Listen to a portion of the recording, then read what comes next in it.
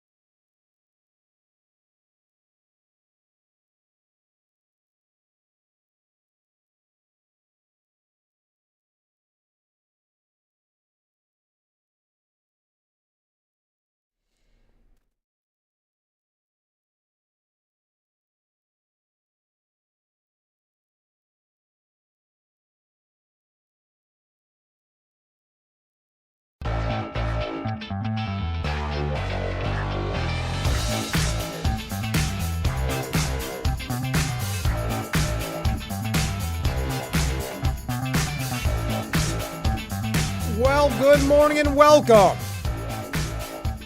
to Frankly Speaking here on WYDC TV Big Fox. I'm your host, Frank Hakem. We are broadcasting live from the Hesselson studio here on Market Street in Corning, and I'm so glad that you've joined us because we have two jam-packed hours of entertainment. In the 7 o'clock hour, we are going to be talking news and entertainment, I should say. In the 7 o'clock hour, we're going to be talking with representatives from Notre Dame High School. They have, coming up on Saturday, really an amazing festival. And it's celebrating their 70 years. Yes, celebrating 70 years. Notre Dame High School, established back in 1955. From noon till 6, you see all the information there. We're going to learn a lot about it on today's broadcast in the 7 o'clock hour. We have so much news that we had an interview scheduled that we are going to end up broadcasting tomorrow, and that is with Callie Tucker of really country royalty, Tanya Tucker's niece. She has a new video out. We're going to hear from her on tomorrow's broadcast. So that's just a little bit of our schedule looking ahead. We're going to kick off today's program with viewer comments. We also have a lot of updates. And I have a couple special announcements that I'll be making later on in the program. We're already kicking off the program with a great start. 3-4 waves already. Here we go. Good morning, Frank. Well, good morning, Mark. Trump asked the Supreme Court to overturn the ruling on tariffs. I saw that. That's going to be something that needs to be done sooner than later. The Supreme Court needs to look at it because we're looking at quite a, what would you call it, a fine, a cost at the very least, if we pay that back. It's going to be very interesting. And Trump meets with the president of Poland. Yes, there are some other breaking news stories as well we're going to get to, but thank you, Mark. I appreciate that. Scott writes in, good morning, Frank. Well, good morning, Scott. Can you explain something to me? I'll try. I voted for a president, not a judge. Thank you.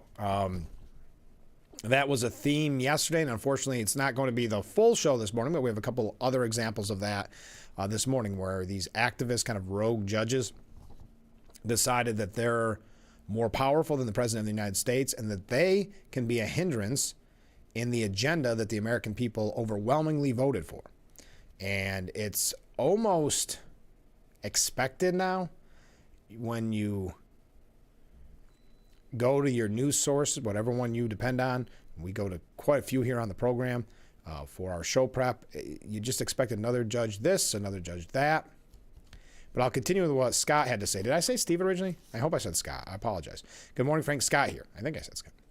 Hochul will probably send in the National Guard to stop President Trump from going into Yankee Stadium.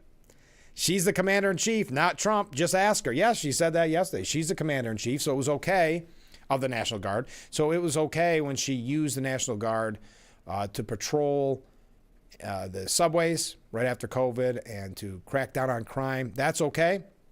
Trump stepping in, not okay. Also, really weird that it didn't come up that she also used the National Guard as corrections officers. That did not come up in her comments. So thank you, Scott. I appreciate that. By the way, I don't like to dash your hopes at the beginning of a program. I don't. Maybe you're just waking up from a nice dream about spending your $1 billion. Well, you're going to have to wait till Saturday. There is again no winner of the $1.4 billion Powerball. No one won last night.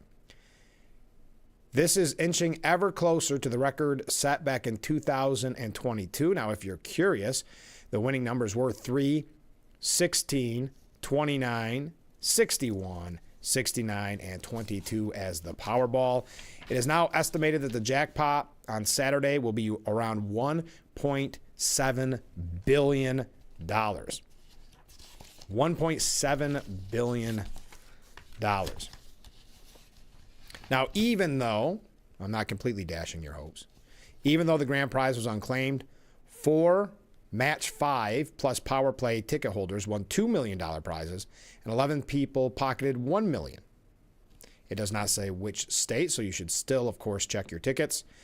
And again, the next Powerball drawing will take place on Saturday. No one has won Powerball since May the 31st, all essentially summer long. No Powerball winner, so you'll have to spend a little more money. And again, I didn't mean to dash your hopes, but no billionaires watching, frankly speaking, this morning. But hopefully on Monday you can write in and say that you're a billionaire, and that'll be our first billionaire wave, as we've had international waves from throughout the week. Hey, since Mark brought it up, or I'm sorry, Scott brought it up. Actually, both brought it up. First, Trump administration is demanding the Supreme Court rule quickly on the tariffs case after appeals court loss. This is it's jeopardizing negotiations. You're also looking at a potential cost. The government called on the court to reverse an appeals court ruling that most of President Donald Trump's tariffs were illegal under an emergency powers law. The U.S. Court of Appeals for the Federal Circuit left the tariffs in place for now, but the administration nevertheless called on the High Court to intervene quickly in a petition filed late Wednesday and provided to the Associated Press. It was expected to be formally docketed yesterday. Today. The 7-4 ruling by the appeals court came after states and small businesses sued, saying the tariffs were causing serious economic hardships. The court largely upheld a lower court ruling striking down the tariffs. The This is what the Trump administration argued. The decision casts a pall of uncertainty upon ongoing foreign negotiations that the president has been pursuing through tariffs over the past 5 months, jeopardizing both already negotiated framework deals and ongoing negotiations. The stakes in this case could not be higher. So we'll be keeping a close eye on that. There is some type of payback that would happen if these are deemed illegal. Now, revenue from tariffs already have totaled $159 billion by late August, more than double what it was at the same point the year before. So no real time frame on this. Whether or not the Supreme Court takes this up is yet to be seen. Also, talking about activist judges like Scott did, the judge says the Trump administration, unlawfully blocked $2 billion from Harvard.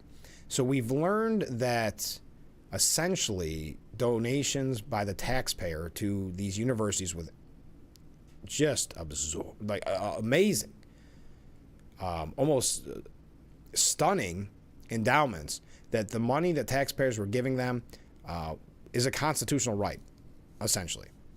A federal judge on Wednesday gave Harvard University a landmark victory in its fight against the Trump administration, siding with the Ivy League school in its effort to restore more than $2 billion in federal funding for research frozen by the White House. The decision from U.S. District Judge Allison Burroughs rejects the administration's argument that it was targeting the university due to anti-Semitism on school campuses. Now, you know, on this program, we focused a lot on the anti-Semitism on college campuses.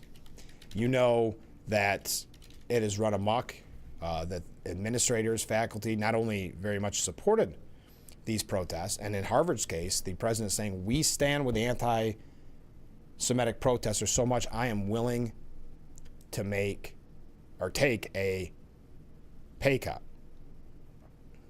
Now, what's interesting is the judge claims it has nothing to do with anti-Semitism. The faculty, the staff, of course, at the time, apparently having no problem with the harassment of their Jewish community on campus. But I also got to show this as just a little inside look to the media that we're dealing with. Why is that?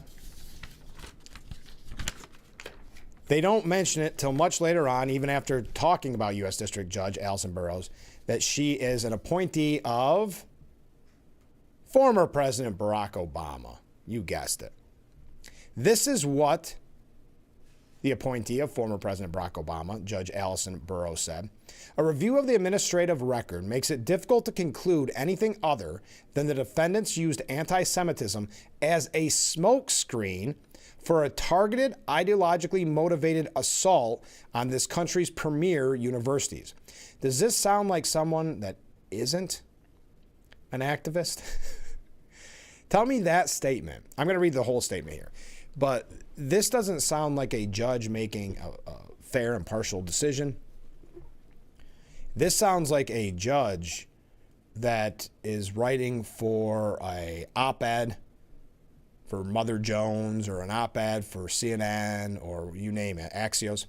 A review of the administration record makes it difficult to conclude anything other than the defendants used anti-Semitism as a smokescreen for a targeted, ideologically motivated assault on this country's premier universities.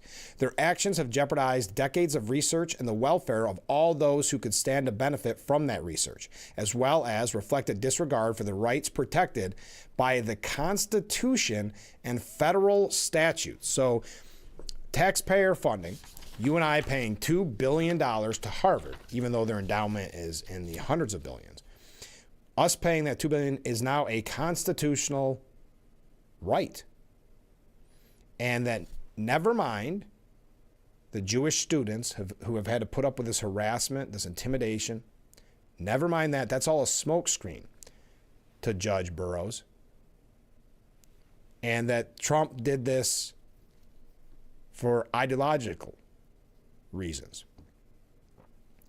Now, the decision is a major victory for Harvard, of course, CNN writes, the only university targeted by the Trump administration to take on the White House directly in court. The administration has argued it is cracking down on anti-Semitism on campus, but Harvard has become the epicenter of a broader fight over academic freedom, federal spending, and campus oversight. So again, if they want to stand, and the president of Harvard made it clear, he took a pay cut. They want to stand with the anti-Semitic protesters. That's fine, but that doesn't mean there aren't consequences when it comes to you and I paying for that. But this judge is saying they have a constitutional right to your money, the money that you've earned. Harvard has that right. Now, the Trump administration is almost, how do you like this, certain to escalate its fight against the elite academic institution, prompting longer-term questions about the school's financial future. Already, the White House said it plans to appeal. Their financial future, look at their endowment.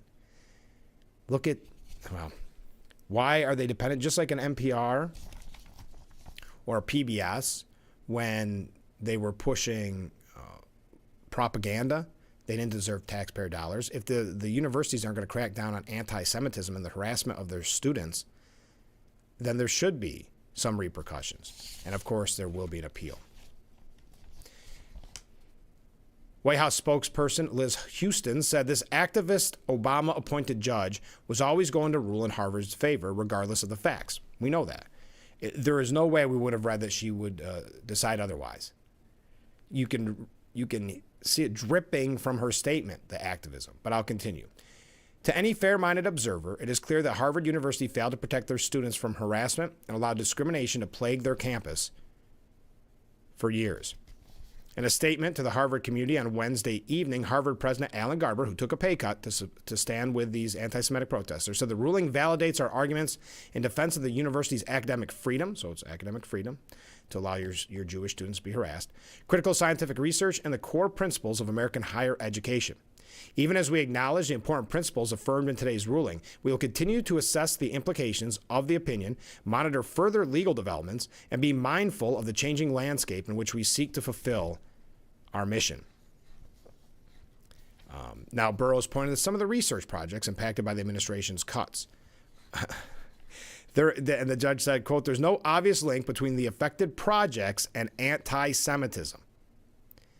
So you can even see here a disdain for the idea that people want anti-Semitism off our college campuses. You can even see calling it a smoke screen, saying there's no obvious link. Even a disdain for cracking down on anti-Semitism, if you read between the lines. When the funding was frozen, Burroughs added, there was no investigation into whether any particular research labs, she said, were engaging in anti-Semitic behavior, were employing Jews, were run by Jewish scientists, or were investigating issues or diseases particularly pertinent to Jews, meaning the funding freezes could and likely will harm the very people defendants professed to be protecting. She also took aim at numerous Trump social media posts. His concerns about Harvard, she said, were untethered from anti-Semitism. So we're dealing, and we'll continue to deal with, look at all these comments and waves. We'll continue to deal with, apparently anti-Semitism on college campuses if there is no repercussion, but with activist judges, we know that you can hear the activism in her voice. So we'll continue to have those stories, unfortunately, on this program. All right, we got some comments coming in. We got a lot of waves coming in. One of the things I want to discuss, and we'll probably talk about this in the next segment, is this new trend. It's not even that new, unfortunately. When you had these kind of death threats or vague death threats made against Republicans or Trump, and then you had Tim Walz and others kind of celebrating this idea that Trump, the internet and media were pushing this idea that he's been out of the limelight for 3 days. That must mean he has passed from Earth. Yes, that was a major story over the weekend. We talked about it on this program all week, but we're going to tie these all in together because it shows a really nasty trend. But we're going to read your comments. Keep those waves coming in. We're just getting started. We'll be right back with Frankly Speaking.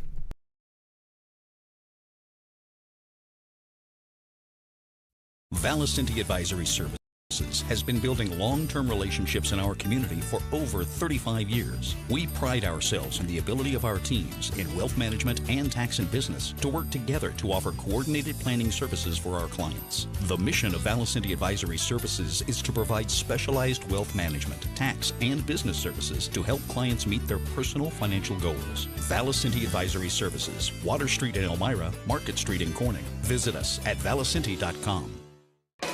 Dear Triathlon, let's splash through rushing rivers, take on iconic trails, and race straight to the top.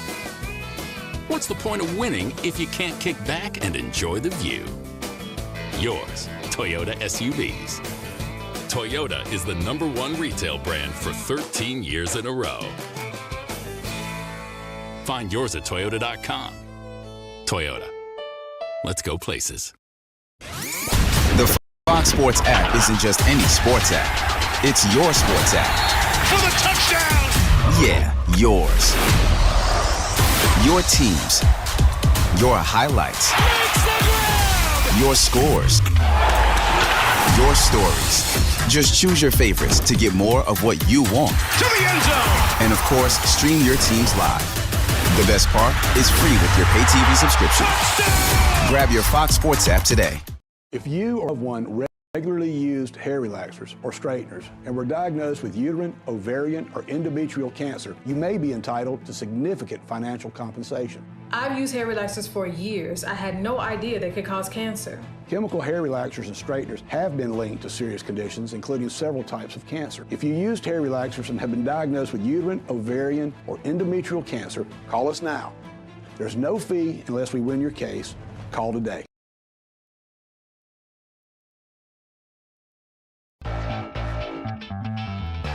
The Frankly Speaking Roof Cam, brought to you by Boss Security in Horseheads. Contact them today for all your business and home security needs. We are back, broadcasting live from the Hesselson studio here on Market Street in Corning. A lot of comments coming in. Let's get right to them. Regarding tariffs, I also think that in addition to paying back the money, that businesses who have agreed to set up shop in the U.S. will back out of the deal. That's a very good point. The damage that's done, again, I don't want to make this a theme of this morning's broadcast, but activist judges and a lot of people had comments on this. Let Harvard use its $50 billion endowment to fund its research. Thank you. I looked that up. You're right. I was thinking it was even more than that. It was like 53.9. Yes, let them use that to fund its research. In addition, Harvard is violating the civil rights of Jewish students, which to my knowledge, my knowledge is illegal. It is, and that is the argument that the Trump administration is making, but the judge was twisting it in a way to make it as if there wasn't the connection, that was a smokescreen, which I think is a very disrespectful comment to make, especially if you were to talk to the Jewish students that were harassed on campus, that were intimidated, sometimes violent acts perpetrated against them. I would agree. So smokescreen seems like a very almost disrespectful term to use, or just a kind of a brush off. This viewer continues, just imagine if the Jews were replaced with any minority. Many people have made that point. I think there was a piece not that long ago by Miranda Devine, well, it was a little while ago, making that same argument. It's as if there's no way the president would take a pay cut to support any other protest against any other minority community. You're exactly right. And it is wrong at face value. And the fact that faculty and staff have encouraged this in so many instances, like at Columbia and Harvard and elsewhere, it goes to show you the problem that we have with higher education and academia. How much would change then? Yes, if it was any other group. You're exactly right. Couldn't be more spot on. Mark writes, let me know if I'm wrong, but students pay to go to Harvard, so why do they need our money just to lace their pockets? Well, that's really what it is.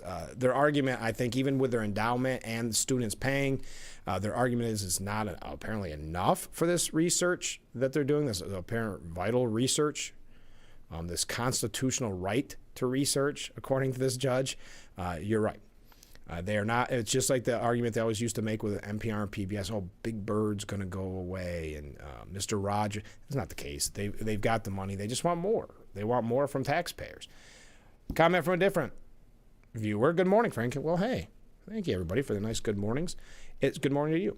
it sounds like Obama is still pulling the puppet strings of these corrupt leftist judges. It does seem to be, I wish we would have thought to do this in the beginning, but to make note of the majority. I think with the last 2 weeks' shows, I would say it seems like former Obama appointees, but I know there were a few Biden sprinkled in there as well. Also, I wanted to mention, we have so much to cover, and I'm already going on tangents, and this is going to be a nightmare. I do want to talk about this real scary push to violence by many on the left, or this celebration of what they thought over the weekend was the potential for President Trump to have passed. It's sick. It shows a hypocrisy from a party that claims tolerance and love. How many times did we hear that in the first Trump administration about love? And anyway, I wanted to mention this quickly before we take a break. Over 1,000 current and former employees with the Department of Health and Human Services have signed an open letter demanding that Robert F. Kennedy Jr. resign as health secretary. The letter from the group Save HHS accused Kennedy of endangering Americans' health and aiding in the violation of the U.S. Constitution. The letter was sent to the Senate Committee on Health, Education, Labor, and Pensions, as well as the Senate Committee on Finance and House Committee on Energy and Commerce. Quote, "We swore an oath to support and defend the United States Constitution and to serve the American people. Our oath requires us to speak out when the Constitution is violated and the American people are put at risk. Thus, we warn the President, Congress, and the public that Secretary Kennedy's actions are compromising the health of this nation, and we demand Secretary Kennedy's resignation." Kind of interesting. You could say, is this the deep state or the swamp or the bureaucracy at work? But I know we have some Kennedy fans out there, so I wanted to mention it to you. All right, we're not going to talk about this yet, but we've got a lot of New York State updates, so we've got to get to at some point in this program. But I want you to start thinking about this. So Jerry Nadler is retiring. Well, he's not running for re-election. He says he wants to kind of pass the torch to a new generation of Democrats, and we know a younger generation.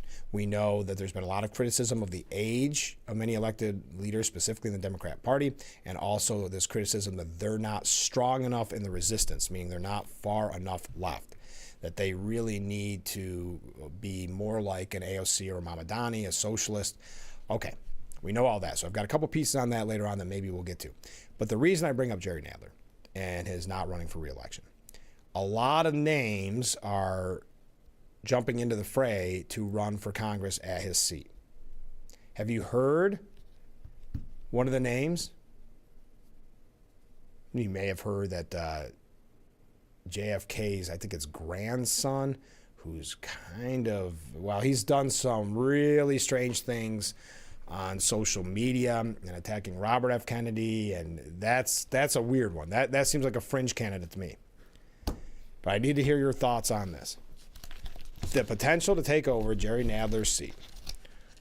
None other than one Chelsea Clinton, keeping the Clinton machine alive and well. Yes, it seems somewhat serious that Chelsea Clinton is eyeing that seat.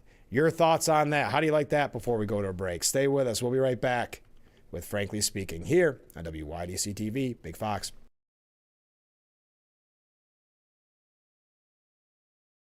Motorcycle riding season is in full swing, and there are more motorcycles on the road than ever before. Crashes involving motorcycles are often the result of a motorist failing to yield the right-of-way, or caused by a motorist who is distracted. And motorcycle riders are vulnerable and more exposed. So for them, crashes can result in serious injury or even death. Drivers and riders, we're all in this together. Please, be smart and pay attention to your driving. Share the road and watch for motorcycles. The Nissan Rogue takes hit after hit. Punished under immense pressure. And exposed to excessive wear. We put it through the worst, so you get its best. Now get 0% APR financing for 60 months on the 2025 Nissan Rogue, Pathfinder, or Murano. Fox 10 p.m. News is the first primetime local news for the Twin Tiers. Our reporters, Haley and Dante, scour the Southern Tier to bring you up-to-date news regarding local businesses, economics, and how national decisions impact our area. If you're not near a TV, don't worry. You can also catch our 10 p.m. news live on WYDCTV.com/livestream. Don't miss Big Fox 10 p.m. news on WYDC, on TV, or our website. It's a season of sharing. Having a good time has always been my number one goal. I tend to get crazy. At my age, I should not be jumping up and down like that. And if you don't know what I mean, ask your mama. The young ones, y'all like, we don't know what you're talking about. But I promise you, in 30 years, you will. It's the best time in daytime. Weekdays at 2 p.m. on Big Fox.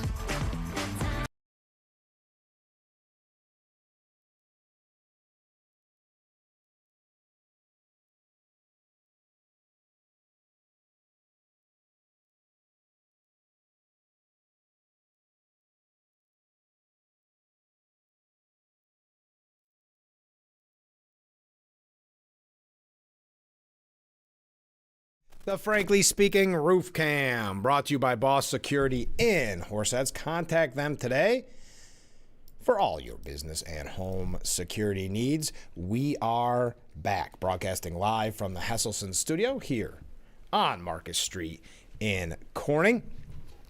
Coming up a little bit later on in the program, not only will we be talking to Notre Dame High School about their amazing festival coming up on Saturday, but also we got a really exciting news because I know people ask me a lot about what we're doing to honor and pay tribute to the late, great Dwayne Eddy, the Rock and Roll Hall of Famer that was born in Corning, because people know that there's kind of a project under works. We finally have an amazing update for you. It's not too late. You know, we've been talking about a little bit on the program. You can find out more at corningtwang.com. That's Twang, so corningtwang.com. And you can still donate to be a part of it, be a part of this kind of legacy to just encourage the people of our area, especially younger people, to realize that we have one of the all-time greats, and a guitar legend, a pioneer in rock and roll music, Dwayne Eddy, who was born walking distance from my studio right here. So we're going to have a big update for you on that because I want you to know before others know. So find out more at Corning Twain. Okay, corningtwain.com. Let's go to viewer comments. This one, I will admit, I think this person needs their first cup of coffee in the morning, but it did make me laugh pretty hard. Talking about NPR or PBS, how they always threaten the cuts to Big Bird. This viewer says, I always disliked, in fact, despised Big Stupid Bird. Good riddance. Oh, man. The passion in that comment. Thank you very much. Comment from a different viewer. Good morning, Frank. Why do we have a president? Seems we only need judges. Since when do we allow them to override the commander-in-chief? More lunacy. I couldn't agree with you more. That is what the common trend is, that it seems as if we didn't even need to go out and vote. Now, I never like to discourage anybody to vote. You know that has been kind of a hallmark on this program, which is to encourage people to vote, especially to pay attention at the local level and all that. So I say this, not even really tongue-in-cheek, but I want you to always get out and vote. But at the end of the day, what we're learning is really, apparently the judges have all the power. Never mind what the American people overwhelmingly voted for, the America First agenda. Never mind that. It's judges appointed by Obama or by Biden. They have the real say. Because once they realize that Trump was ahead of them on the bureaucrats and draining the swamp, and he was ready this time, now they realize, oh, we can't kind of gum up the works in that way completely. We need this to be a 2-3-pronged approach. So now we go to the judges and the activist judges, and clearly it's very easy. I would recommend, I didn't read the whole statement from the judge, but just what I read you at the beginning of the program, you saw what to me looked more like an activist op-ed about how to stop Trump's defunding, not defunding of Harvard, but taking back that $2 billion from Harvard. It sounded more like an op-ed you would read in a kind of far left publication, not a decision by an impartial judge. Okay, comment from other viewers. We got a lot coming in. Good morning, Frank. Good morning. Chelsea Clinton would be a great addition, ... to the axis of awful, which is what the Democrat Party has become. Yes, if you are just tuning in or you missed it right before commercial break, it is announced that there is a possibility that Chelsea Clinton may run for Jerry Nadler's seat. We'll talk about it a little bit more in depth later on in the broadcast. Mark Wright said, no more Clintons for me. First Monica and Bill, then Crooked Hillary, now Cheating Chelsea. Is that the nickname? Thank you, Mark. And then finally, in this segment, good morning. Well, good morning. Regarding Chelsea Clinton.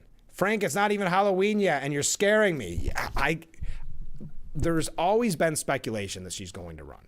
Whenever there's a congressional seat somewhere, or like her mother, obviously moving here to become senator, there's always been speculation that she was going to get involved, but it'd been long enough without any real talk of it. It was kind of in the back of my mind. I kind of forgot about it. And then I saw, I think it was on Empire Report yesterday, and they didn't even make a big headline out of it. It was just, these are the people thinking of running for Jerry Nadler's seat. And when I saw her name in there, it took me back. Now there's been more discussion on it. We'll tell you about that. All right. So yesterday, JD and Usha Vance paid their respect to victims of Minneapolis and the Catholic school shooting,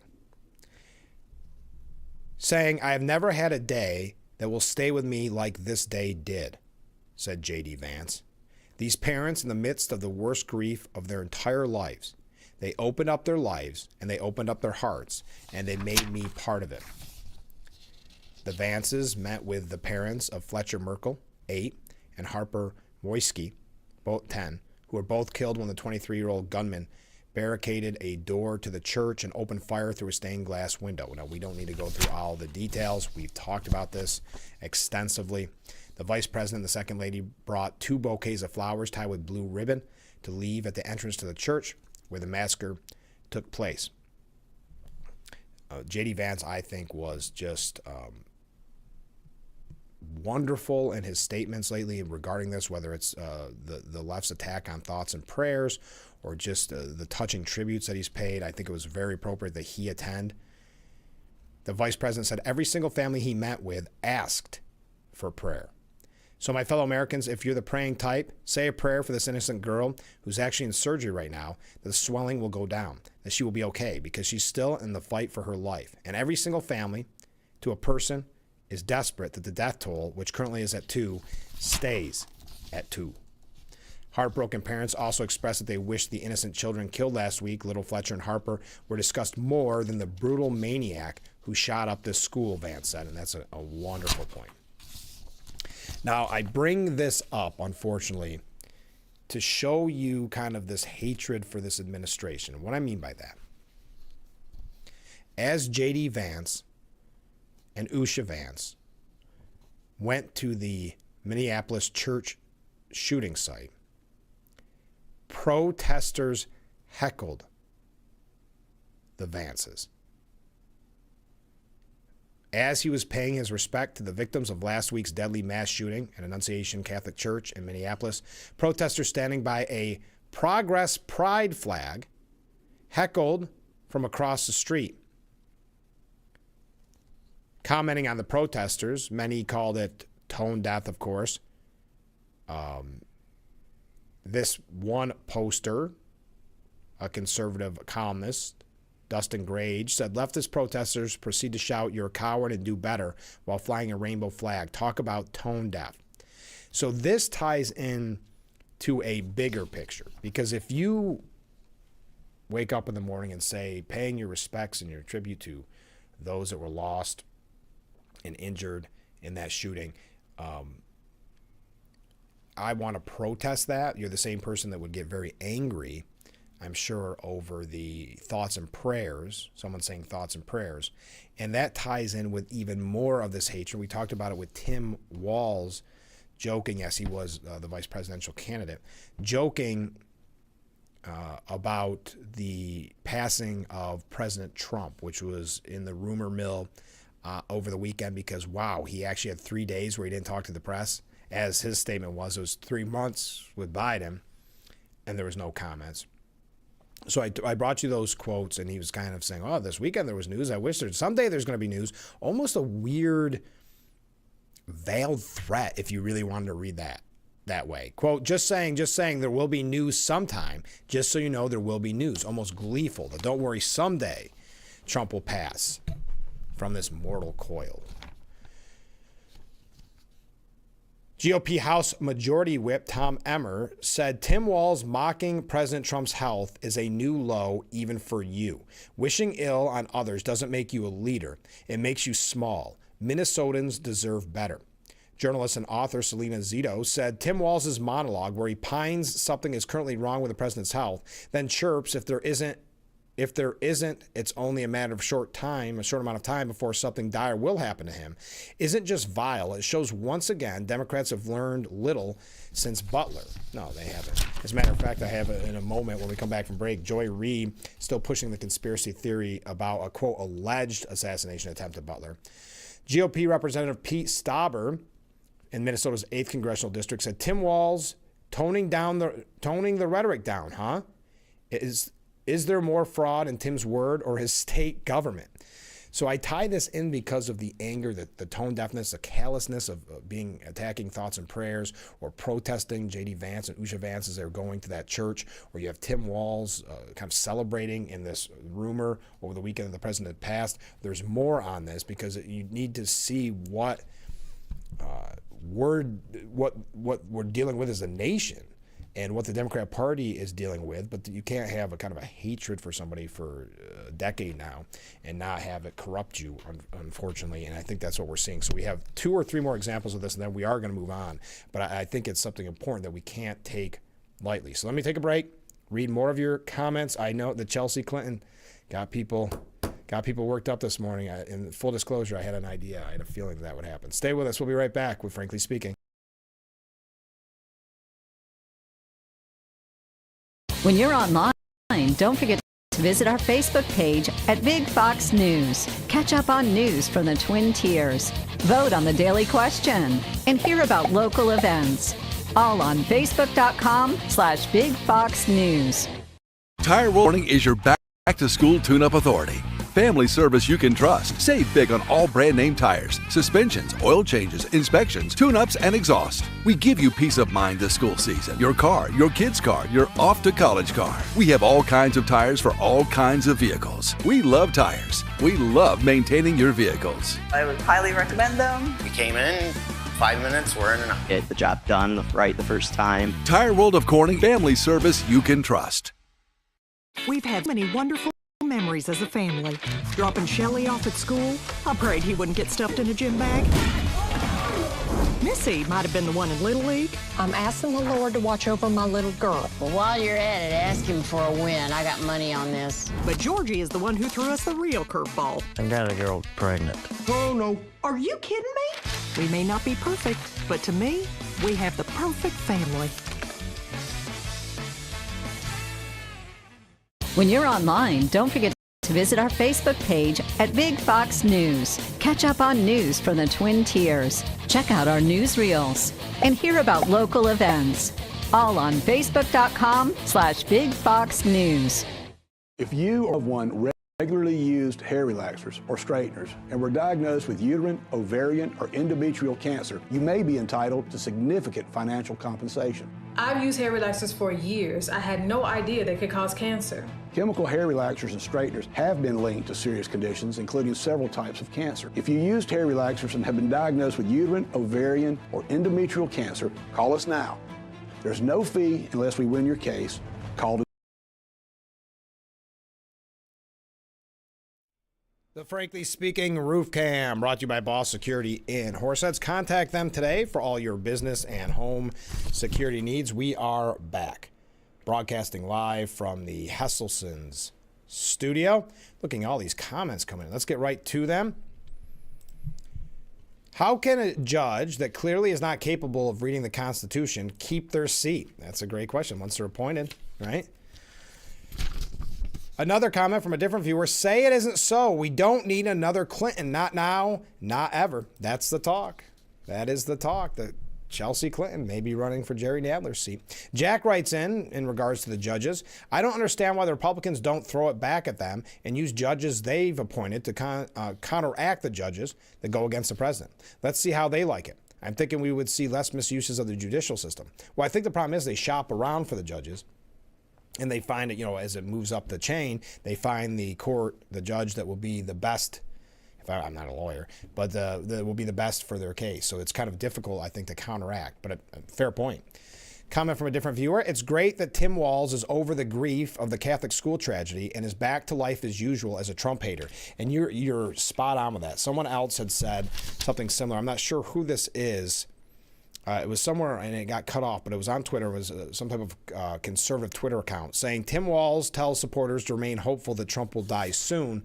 School children were just shot in church last week in Tim's state. And this is what he's thinking about. I can't even put into words how disgusting and deranged this is. And we tie that in. And by the way, I got a major announcement coming up after this break to almost end hour number one. But I want to keep, because it's such a serious topic. Then we're going to go into a couple exciting announcements. Ex-MSNBC host Joy Reid said Tuesday that the public knows nothing about President Trump's injuries after what she called the alleged assassination attempt against him during that rally in Butler. You tie all these things together, and there's a common thread here, isn't there? I guess you would call it hate, some instances evil. As an example, she argued that the media can't even ask questions about the first assassination attempt against Trump during his time as a candidate. He's got these magical doctors who claim that he was shot in the ear, but his ear, I guess, grew back. He had a bandage on 1 minute, no bandage the next. We can't get a medical record from this alleged assassination. He was supposedly shot. We have nothing. We can't even ask. That's when her guest interjected, where are the investigative records? One day, he had it covered. The next day, the ear is totally fine.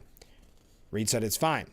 I remember being in mainstream media where we both used to work saying, isn't it odd that we've never asked for his medical records? And I got in trouble for that. So you're not allowed to even say, isn't that weird? Reid suggested that she knew more about the past political assassination attempts against former President Gerald Ford and William McKinley than she does about the more recent attempt against Trump. We're getting nothing, and the mainstream media isn't demanding his medical records. They're not demanding anything. They're terrified of this man. So an alleged now assassination attempt. One after another, folks. I wish this wasn't the case. Colby Hall writes, Trump Death Watch reveals ugly truth about aging presidents and partisan hacks. Over the holiday, online conspiracies claim President Donald Trump was gravely ill or even dead. It was nonsense. The sort of fact-free whisper campaign that grows on social media. Trump himself denied the rumors, insisting he hadn't heard them, though anyone who has worked around him knows he was well aware. If this partisan ageist attack feels remarkably familiar, that's because it is. Conservatives just spent the past 4 years mocking Joe Biden. Do you see how they twist this? So you have Tim Walz celebrating, in a way, this quote-unquote news that Trump was either on his deathbed or had already passed. And so the media, not acknowledging the wrong in any of this, says it's just reminiscent of conservatives during Biden and it's ageism. It is amazing. This isn't just hypocrisy, though it certainly is that. It's a byproduct of the age of our politicians, that kind of thing. So calling it ageist and partisan. Jen Psaki asks why Trump spent a week hiding. Remember, Psaki worked in the Biden administration. A Biden that we were not allowed to see. That's the difference here. We were not allowed to talk about his health. The media covered it up. If you brought it up, you were a conspiracy theorist. So this idea that, according to Colby Hall, we were all running around talking about his health, no one in the media was doing it. Maybe on social media, but not to the extent it should have been.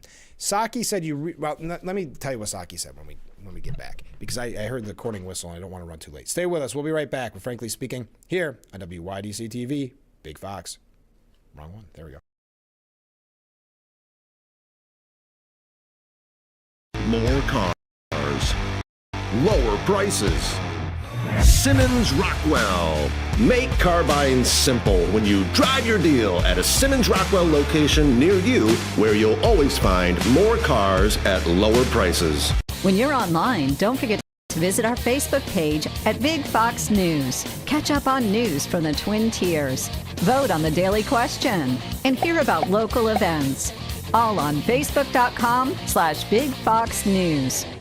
Steuben County Office for the Aging will be hosting a public hearing on Thursday, September 18th at First Presbyterian Church in Bath. This hearing is to review the 2026 Annual Implementation Plan for the Older Americans Act and the Steuben County Office for the Aging. This public hearing will take place at 9 a.m. on Thursday, September 18th in the Fellowship Hall of the First Presbyterian Church in Bath. Copies of the plan will be available at the Office for the Aging.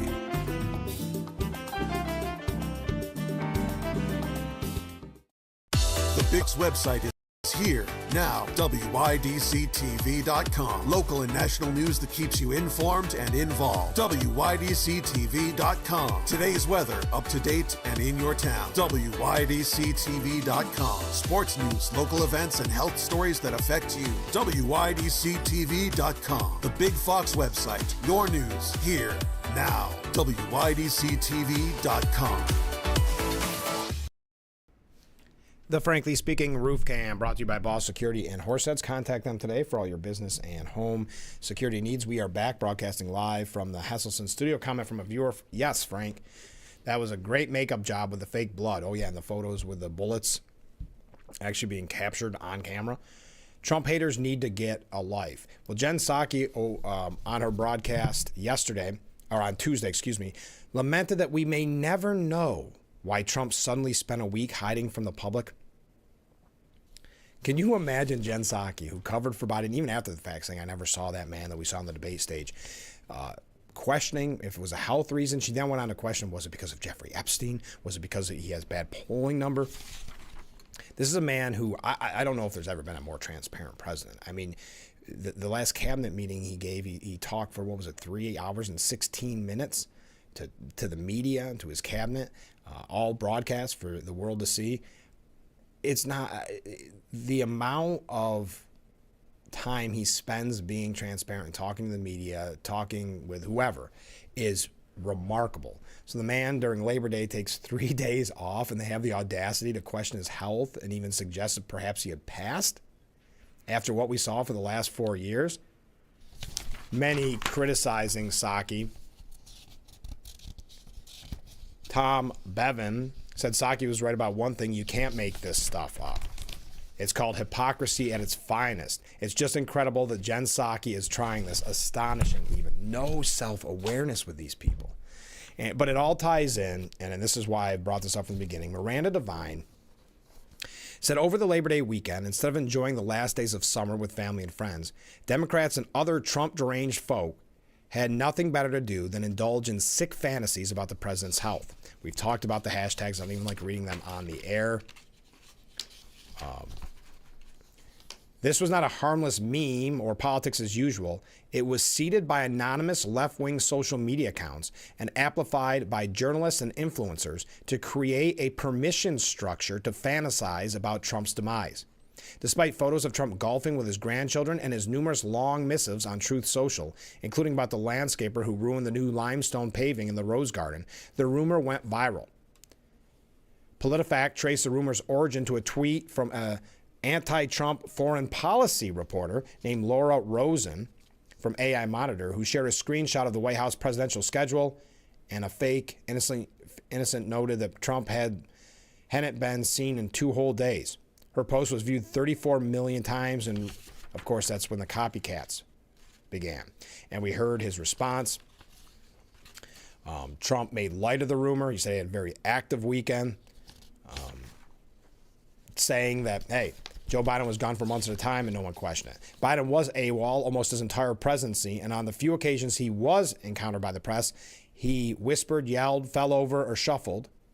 Yet all the same people who turned a blind eye to Biden's infirmities and routinely castigated the rest of us that he's sharp as a tack and stop being ageist and that they're cheap fakes, are now questioning Trump's health. In a 2,000-word piece written by 3 reporters Tuesday, the New York Times revisited the bruises on Trump's hands that they keep pretending are sinister, but just come from handshaking with large numbers of people, something Biden was never at a risk of doing.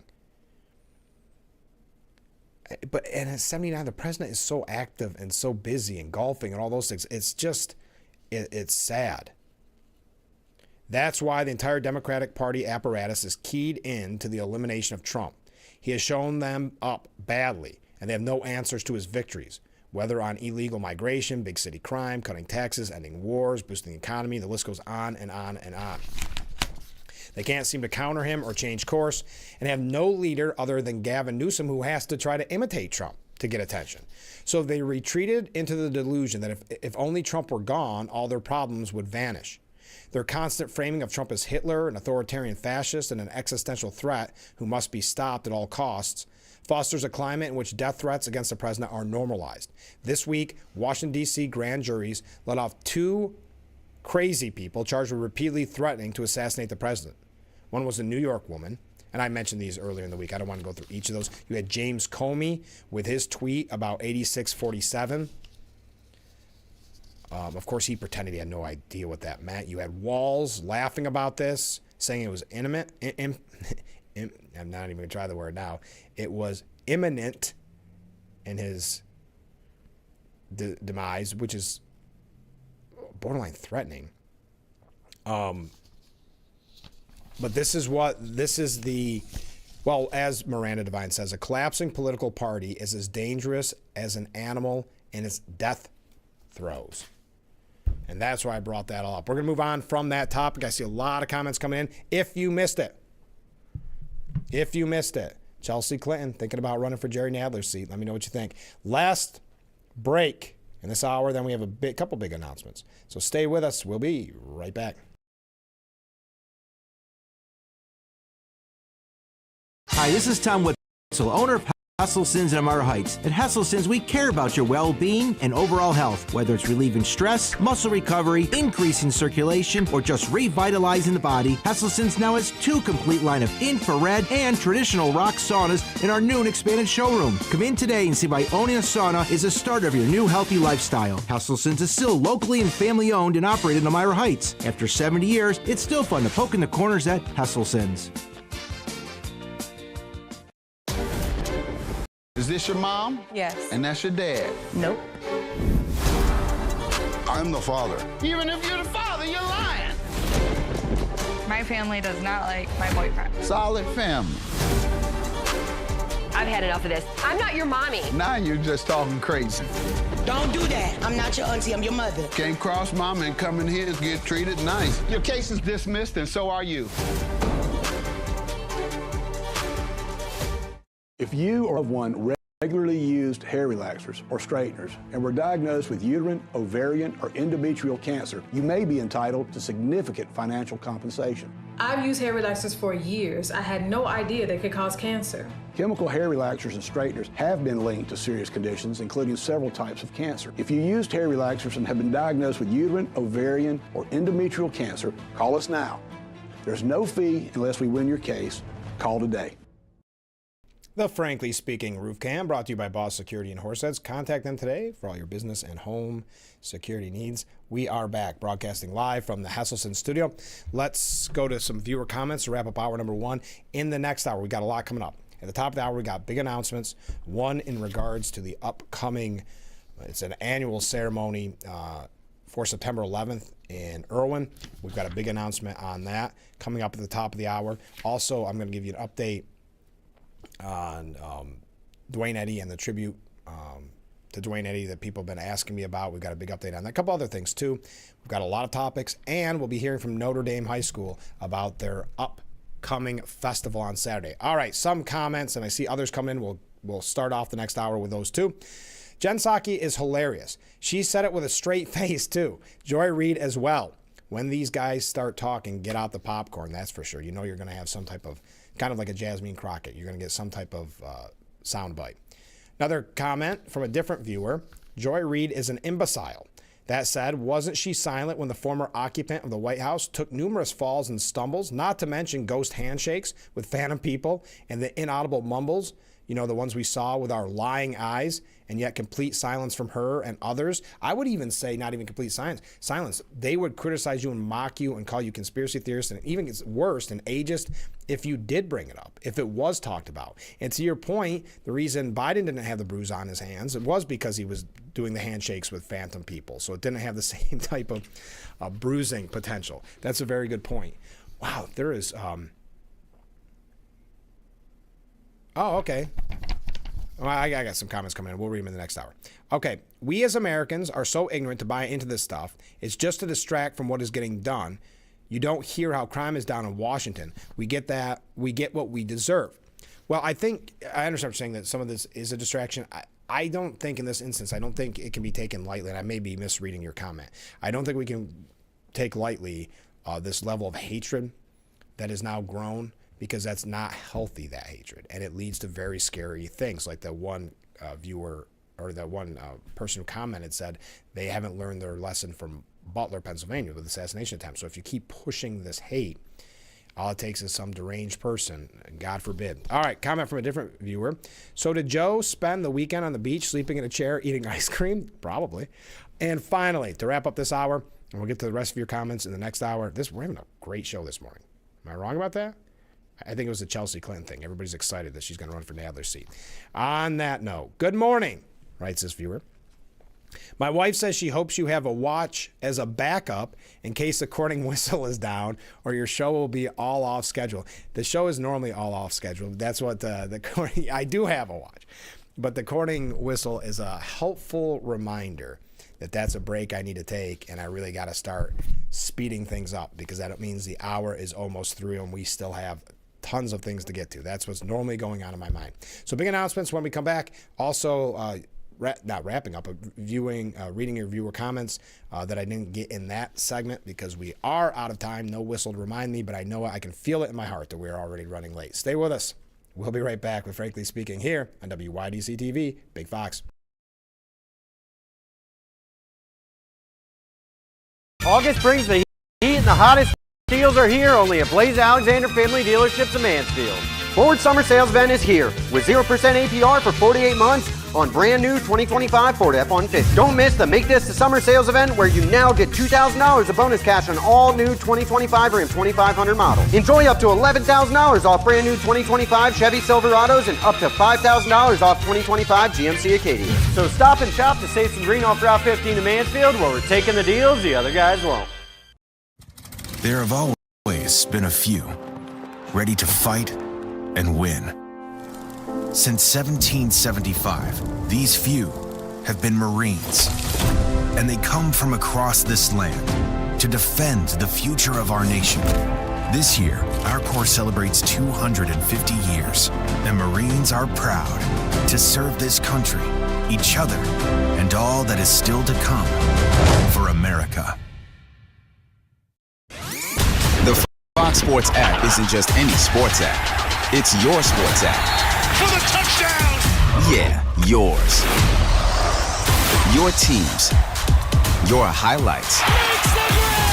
Your scores. Your stories. Just choose your favorites to get more of what you want. To the end zone! And of course, stream your teams live. The best part is free with your pay TV subscription. Touchdown! Grab your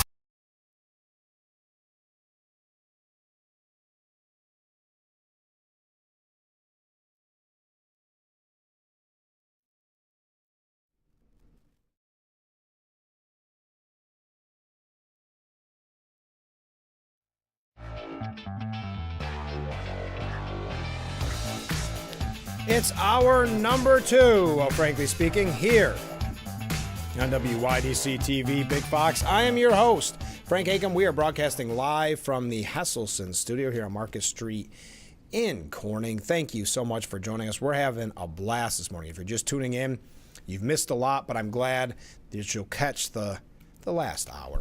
I said I had a big announcement. I'm pleased and proud to make this announcement at the beginning of the program, or the beginning of the second hour. The Tri-County First Responder Park in Gang Mills is pleased to announce that we will be holding our annual ceremony next Thursday, September 11th at 11 a.m. They have chosen as the 2025 First Responder of the Year Chief Glenn Vogel from the Campbell Fire Department. Congratulations to Mr. Vogel. Chief Vogel has served in the Campbell Fire Department for over 30 years and has also been very active in the Tri-County area, serving as an EMS instructor, teaching many of today's EMS personnel. Representatives from state, county, and local government will be on hand to speak, as well as the Steuben County Sheriff's Color Guard.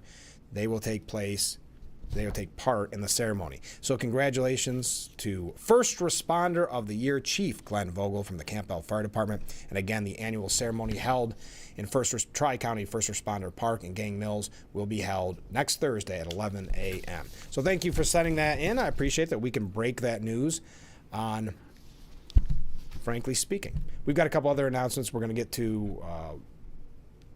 Let me do this.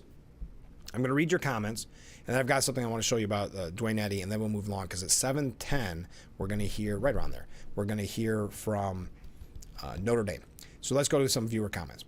I can't wait to find out how many high-level Democrats are on the Epstein list. I know they released a lot of information. I haven't been following it as closely for no other reason, just that I think people are going through the trove. It sounds like a lot of it's been released in the past.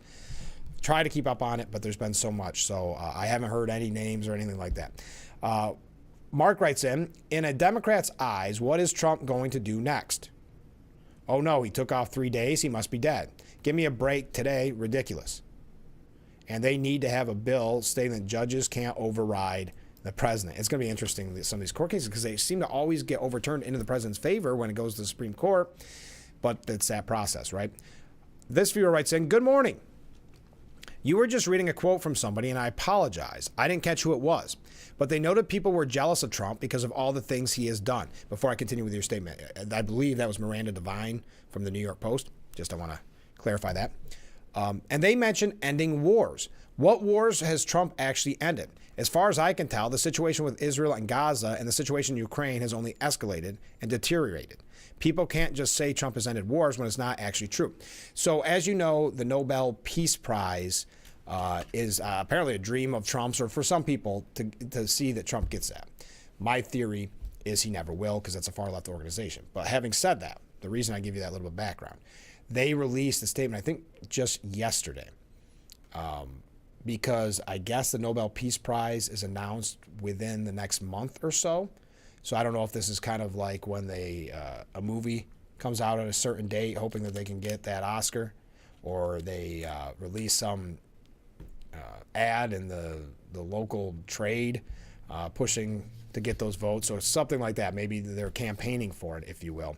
But the list that the White House provided are 7 conflicts the president is referencing: Israel and Iran, Rwanda and the Democratic Republic of the Congo, Armenia, oh my goodness, and Azerbaijan, Thailand and Cambodia, India and Pakistan, Egypt and Ethiopia, and Serbia and Kosovo.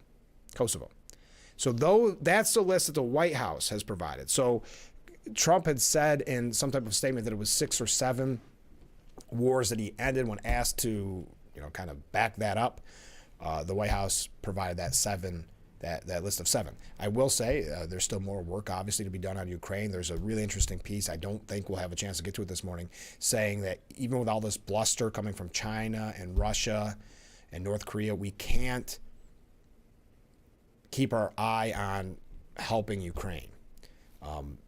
That is something we haven't had a chance to talk about this morning, and I wish we did. I hope we'll get to, because I want to still talk about the Washington, D.C. crackdown, because to your point, they do not, not your point, to somebody else's point on the program earlier on, there's not enough focus on crime plummeting. There's also so many New York State updates. Chelsea Clinton eyeing Jerry Nadler's seat as he is not running for re-election. Oh my goodness, I'm going to have to start picking and choosing. But I hope that clears that up for you, viewer. This person says, I nominate Walls for the Peace Prize. Yeah, he obviously is interested in peace. My goodness. Despicable what he said. Okay. The National Guard has ordered the order extended through the remainder of 2025 as the crackdown leads to crime decrease. We know quite a significant decrease in crime. The District of Columbia National Guard, who are deployed as part of President Trump's federal law enforcement intervention in the nation's capital, have had their orders extended through December. A National Guard official said. Two of my favorite walkers walking by. I got to get my 2 waves in. The main purpose of the extension is to ensure that any D.C. Guard members out on the streets of Washington will continue to have uninterrupted benefits and pay for a mission that seems likely to persist for months.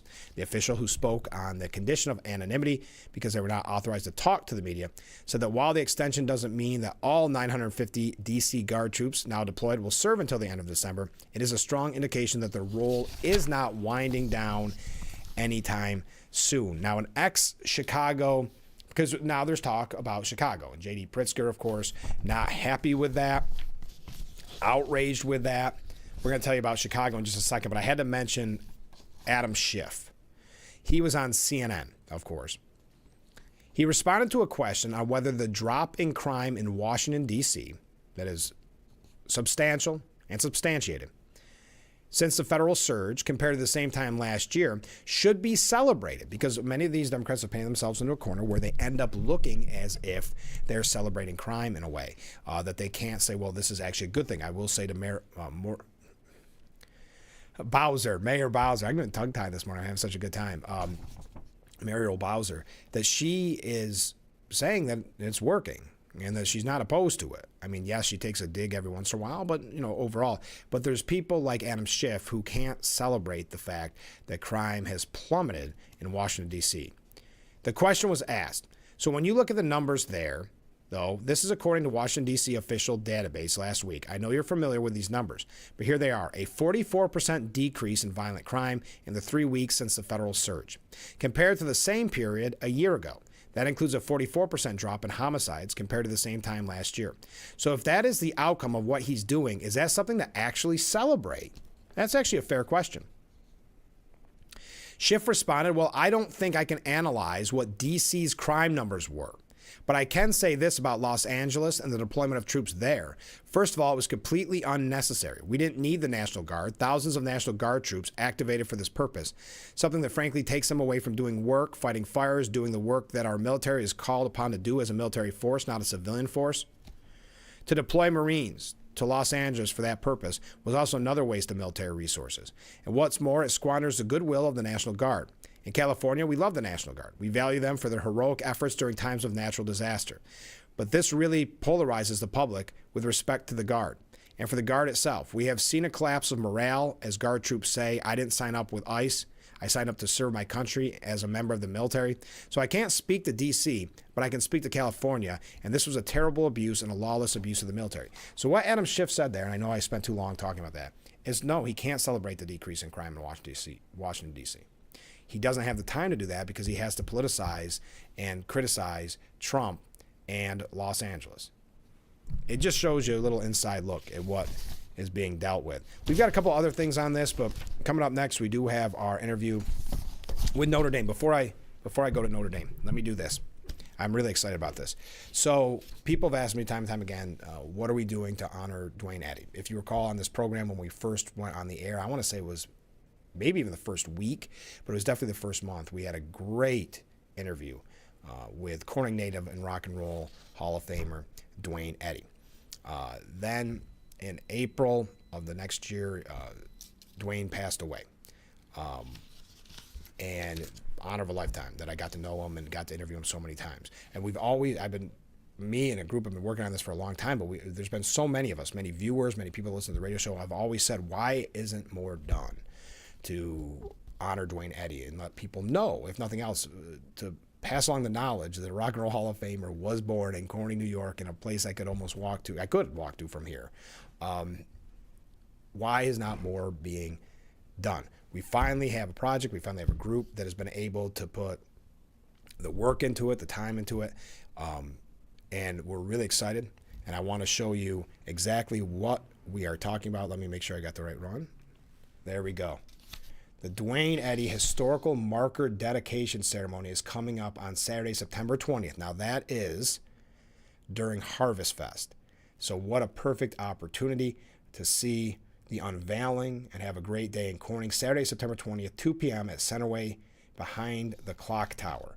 Now, if you see the website there, corningtwain.com, it's not too late to donate to the marker. It is not completely funded. It is up and going, but it's not that and the other projects that we have in the works in the future for Dwayne. So if you would like to donate and get your name in the program, we're going to have a commemorative program with, I don't want to give too much away, but with some amazing, amazing quotes from legends of the business, congratulating the Eddy family, who many are going to be here for the event, for the unveiling.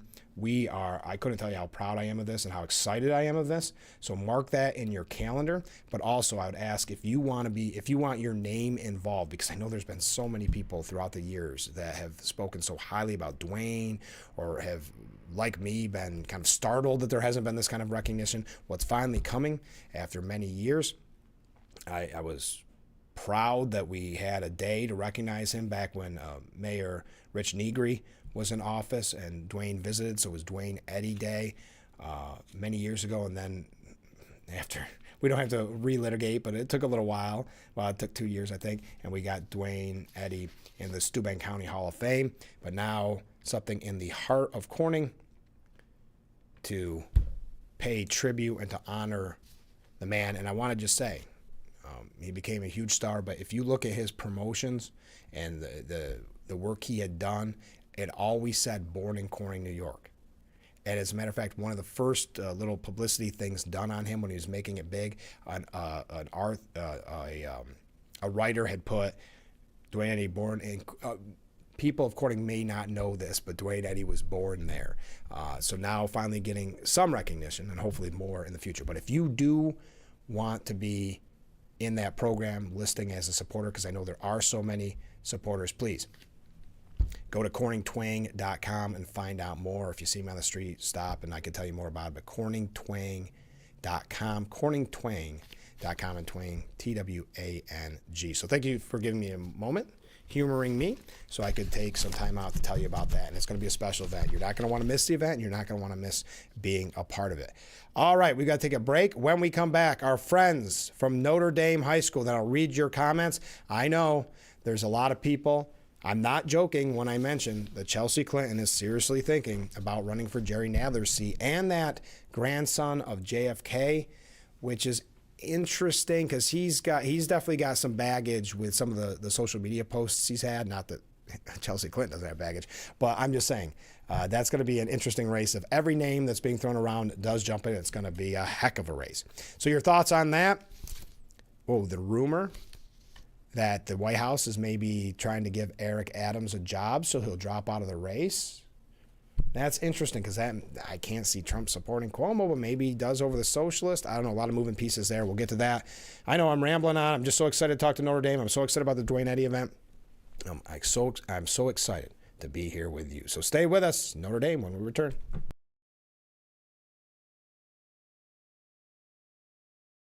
In the heart of nature, collisions happen when you least expect them. Deer hits can turn a tranquil drive into a chaotic moment. When the unexpected happens, turn to Scott's Collision. At Scott's Collision, we understand the frustration of unexpected encounters with wildlife. From dents to more extensive damage, we've got you covered. When nature and your vehicle collide, trust Scott's Collision to bring it back to life. Tide isn't just a gentle ebb and flow. It's a mighty force of change. Just like the tide shapes our shorelines, we can shape our planet's future and protect the world's oceans from its biggest threats. Help us turn the tide. Join Oceania's wave of ocean advocates who are making a difference in the world.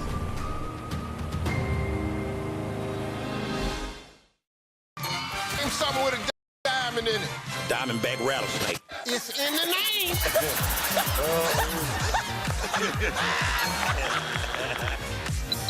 Name a low-calorie food you might make your edible underwear out of. Salmon. Watch it weeknights. Share it the next day. Wild caught Norwegian. Harryaki. Sharing the fun. Weeknights on Family Feud. 7 and 7:30 on Big Fox. If you or a loved one regularly used hair relaxers or straighteners and were diagnosed with uterine, ovarian, or endometrial cancer, you may be entitled to significant financial compensation. I've used hair relaxers for years. I had no idea they could cause cancer. Chemical hair relaxers and straighteners have been linked to serious conditions, including several types of cancer. If you used hair relaxers and have been diagnosed with uterine, ovarian, or endometrial cancer, call us now. There's no fee unless we win your case. Call today.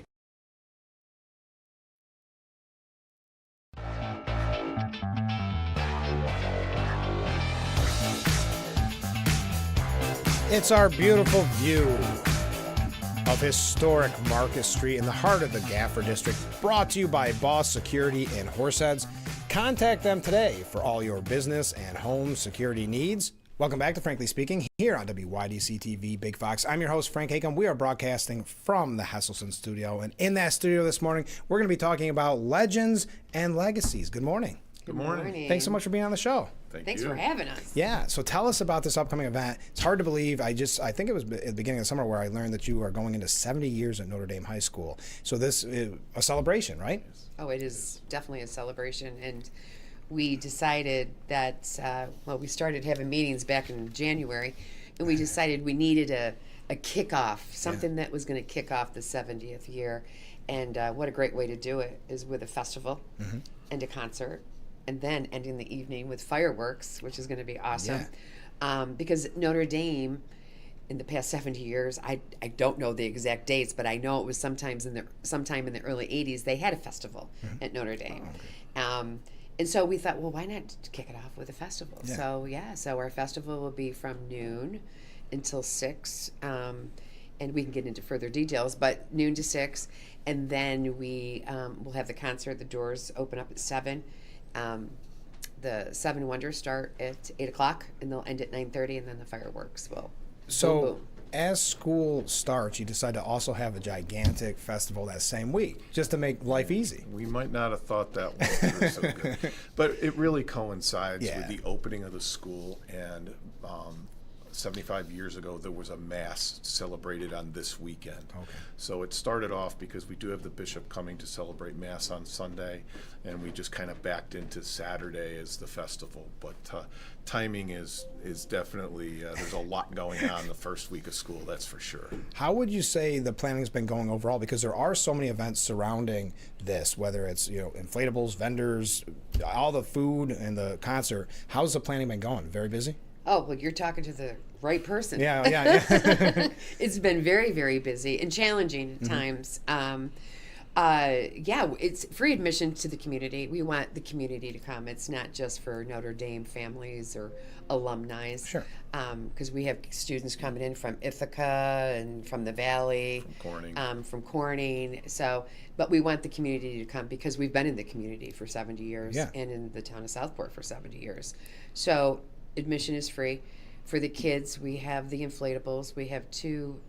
One is one for little kids, and then we have one that's a bouncy house and a slide, pretty big. Okay. And then it's also an inflatable carnival, and the kids can go play. And if I don't know exactly what's in there, but if they do what they're supposed to do, they actually get like a little stuffed animal they get a little tchotchke. And then we have a petting zoo that will be free to the kids. That's always important for the little kids and the animals. Everybody likes a petting zoo. Right. But then we have something even bigger. We have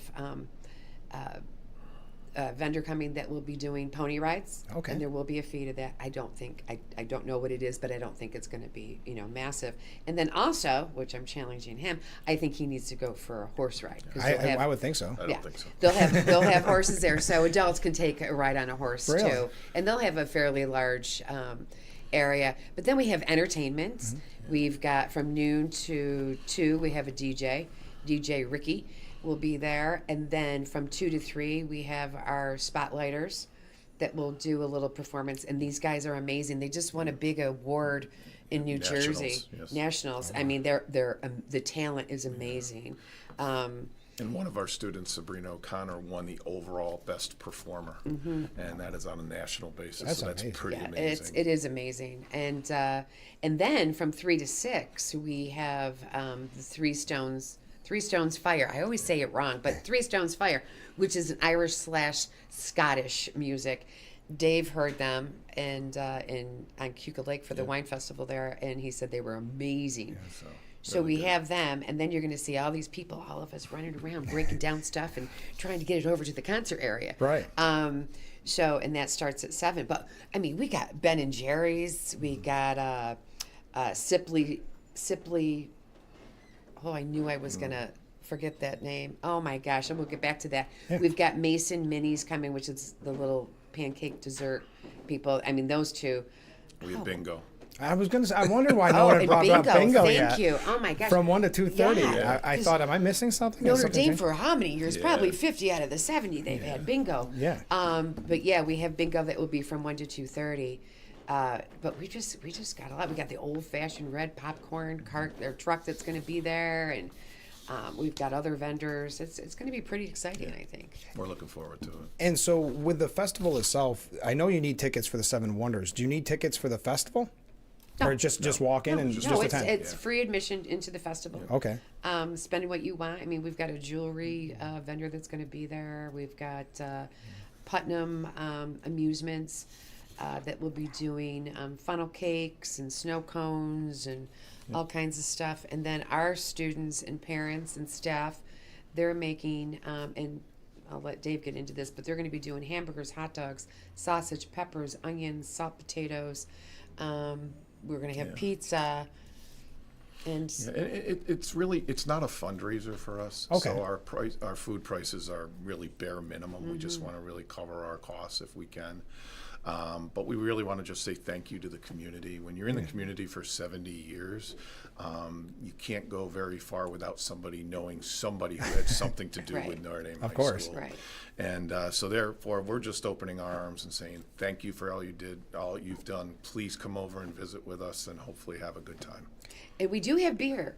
I noticed. I know. I didn't know if I was supposed to bring it up. It is family fun, but there's a beer it's family fun. But yes, we'll have a beer trailer there, and also from 3 o'clock right through the end of the concert, we're going to have Vino Valet, which this is amazing. This couple out of Canandaigua took a 1962 camper and gutted it out, and it's a traveling wine camper. Okay. And she carries all New York State wines. She has a couple ciders, and then she's going to have a couple specialty drinks too. So, and she'll be there from, like I said, 3 o'clock until the concert's over. And it's going to be fun. Well, what I think is interesting about this too, it begins at noon, but it would be very easy to spend the whole time there. Sometimes a festival you walk in, or even like a fair, and you get your fill after half an hour, but you have so much going on, you could easily spend the whole day there. Oh, absolutely.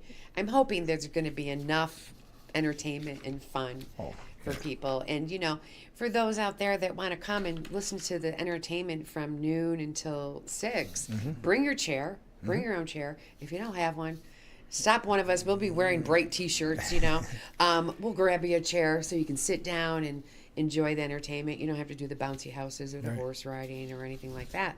And then for the concert, bring your own chair, or we're going to rent chairs for $5. Okay. And tickets for the concert are available all day that day. We'll have a ticket area that they can. We won't give them the tickets. We'll give them the wristbands so they can just go through the line at night. So that might be easier for people. But I think the weather is going to be nice. I think it's going to be a good time. I think it's going to be a great time, and you have just so much. And there's got to be something for everybody. Right. Right. Yeah. If you can't have fun at this, you have no excuse. Yeah. Exactly. Right? So what are you guys looking forward to the most? What is your favorite part going to be? Do you think? I'm looking forward to Monday. No, I'm just joking. I'm looking forward to all of it because. Again, I have a history of doing events and stuff, and I went to Notre Dame as well, and so did Dave. He graduated from there. I shamefully did not, but my daughter went there. It's just nice to see that we're bringing back something that happened within the 70 years, Yeah. And the most exciting thing to me is we have just a little bit of everything. So you've got something for the elderly, the entertainment. And nothing's better because I'm elderly now. There, you can sit there and watch kids run around and have fun and see the parents have fun, and then just the food and keeping it at a low cost. I mean, could you imagine being a family of 4 and going to McDonald's? Oh my goodness, yeah. Sorry, McDonald's, but come on over and see us, right? And enjoy. And then just the concert to me is really exciting. Yeah. Because that's my history too, with being at the casino and doing the concerts. But I've been singing for 2 years. This is my semi-retirement job, but I've been singing for 2 years. Let's do a concert. We got to do a concert. And so I'm really excited to see how it turns out. And I don't know. I just think it's. I think what's really neat too is the lead singer, who is the Stevie Nicks character. She's the, I believe, marketing director at our sister school, Our Lady of Mercy up in Rochester. That's a small world. So it's, and that's kind of how this came about. They had, I think they did at Nazareth College's graduation, they did a show, and then somehow it trickled down to Lynn. And and I called. So we're incredibly excited about that. I called the school to find out how I could reach out to find out how to get them. And she said, oh, hang on a second. Next thing you know, the woman answers the phone and she works at the school. And I said, I didn't even know that. That's perfect. Yeah. So it's a small world. It's a great connection. So. But you touched on something I think is really important, because you have been a part of the community, an important part of the community for 70 years. What a great way to celebrate by essentially giving back to the community. And that's the intent. Absolutely. Yeah. So do you think this is kind of I hate to put it this way, but the end of summer party? Or beginning a fall party. Okay, that's very, very optimistic. That's very nice of you. Those words cannot come out of my mouth right now. No, but, not already, right? Yeah. Are there going to be other celebrations for the 70th? So we're not doing anything additional to what we normally do. Okay. We have a Macaulay dinner, we have a 5K race, and then we have some spring events.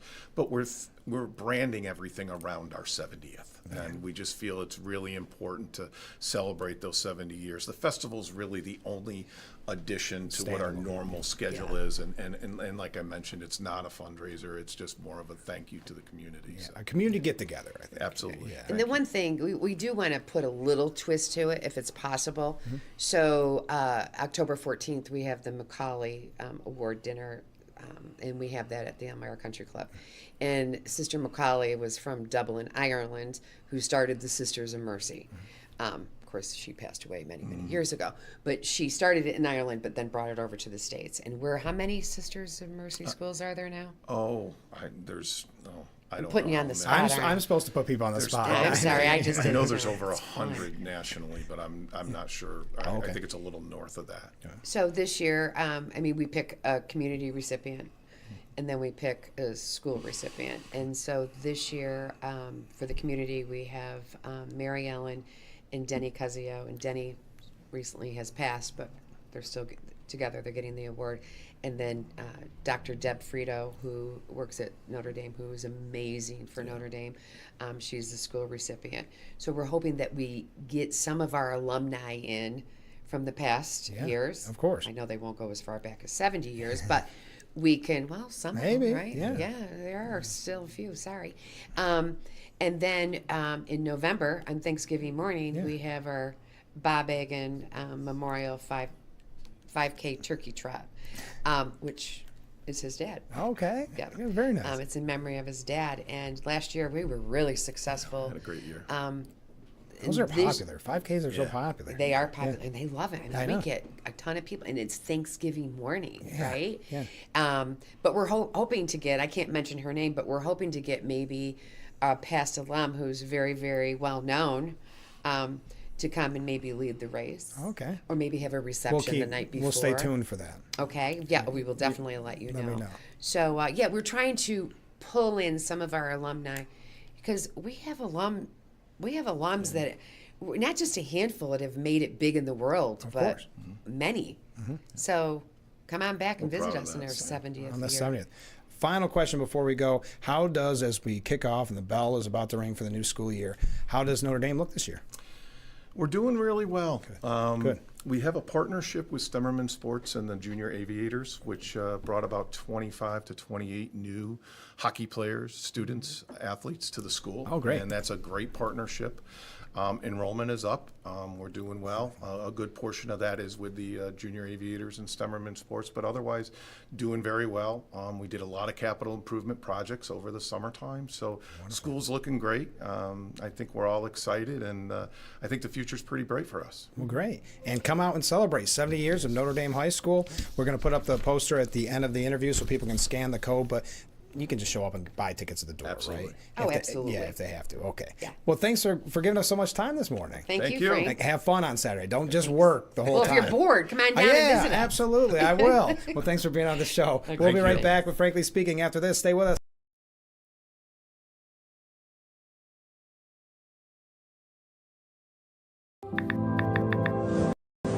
You can just keep watching and scrolling, and the world will still feel like it's falling apart. Widespread missiles. Highest hospitalization.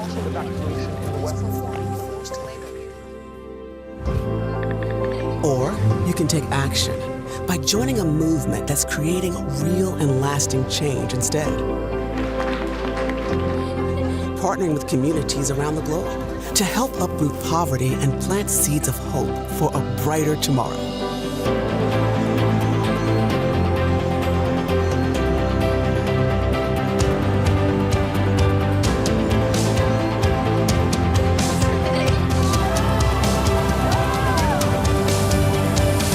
Because at World Vision, we believe that no situation is hopeless.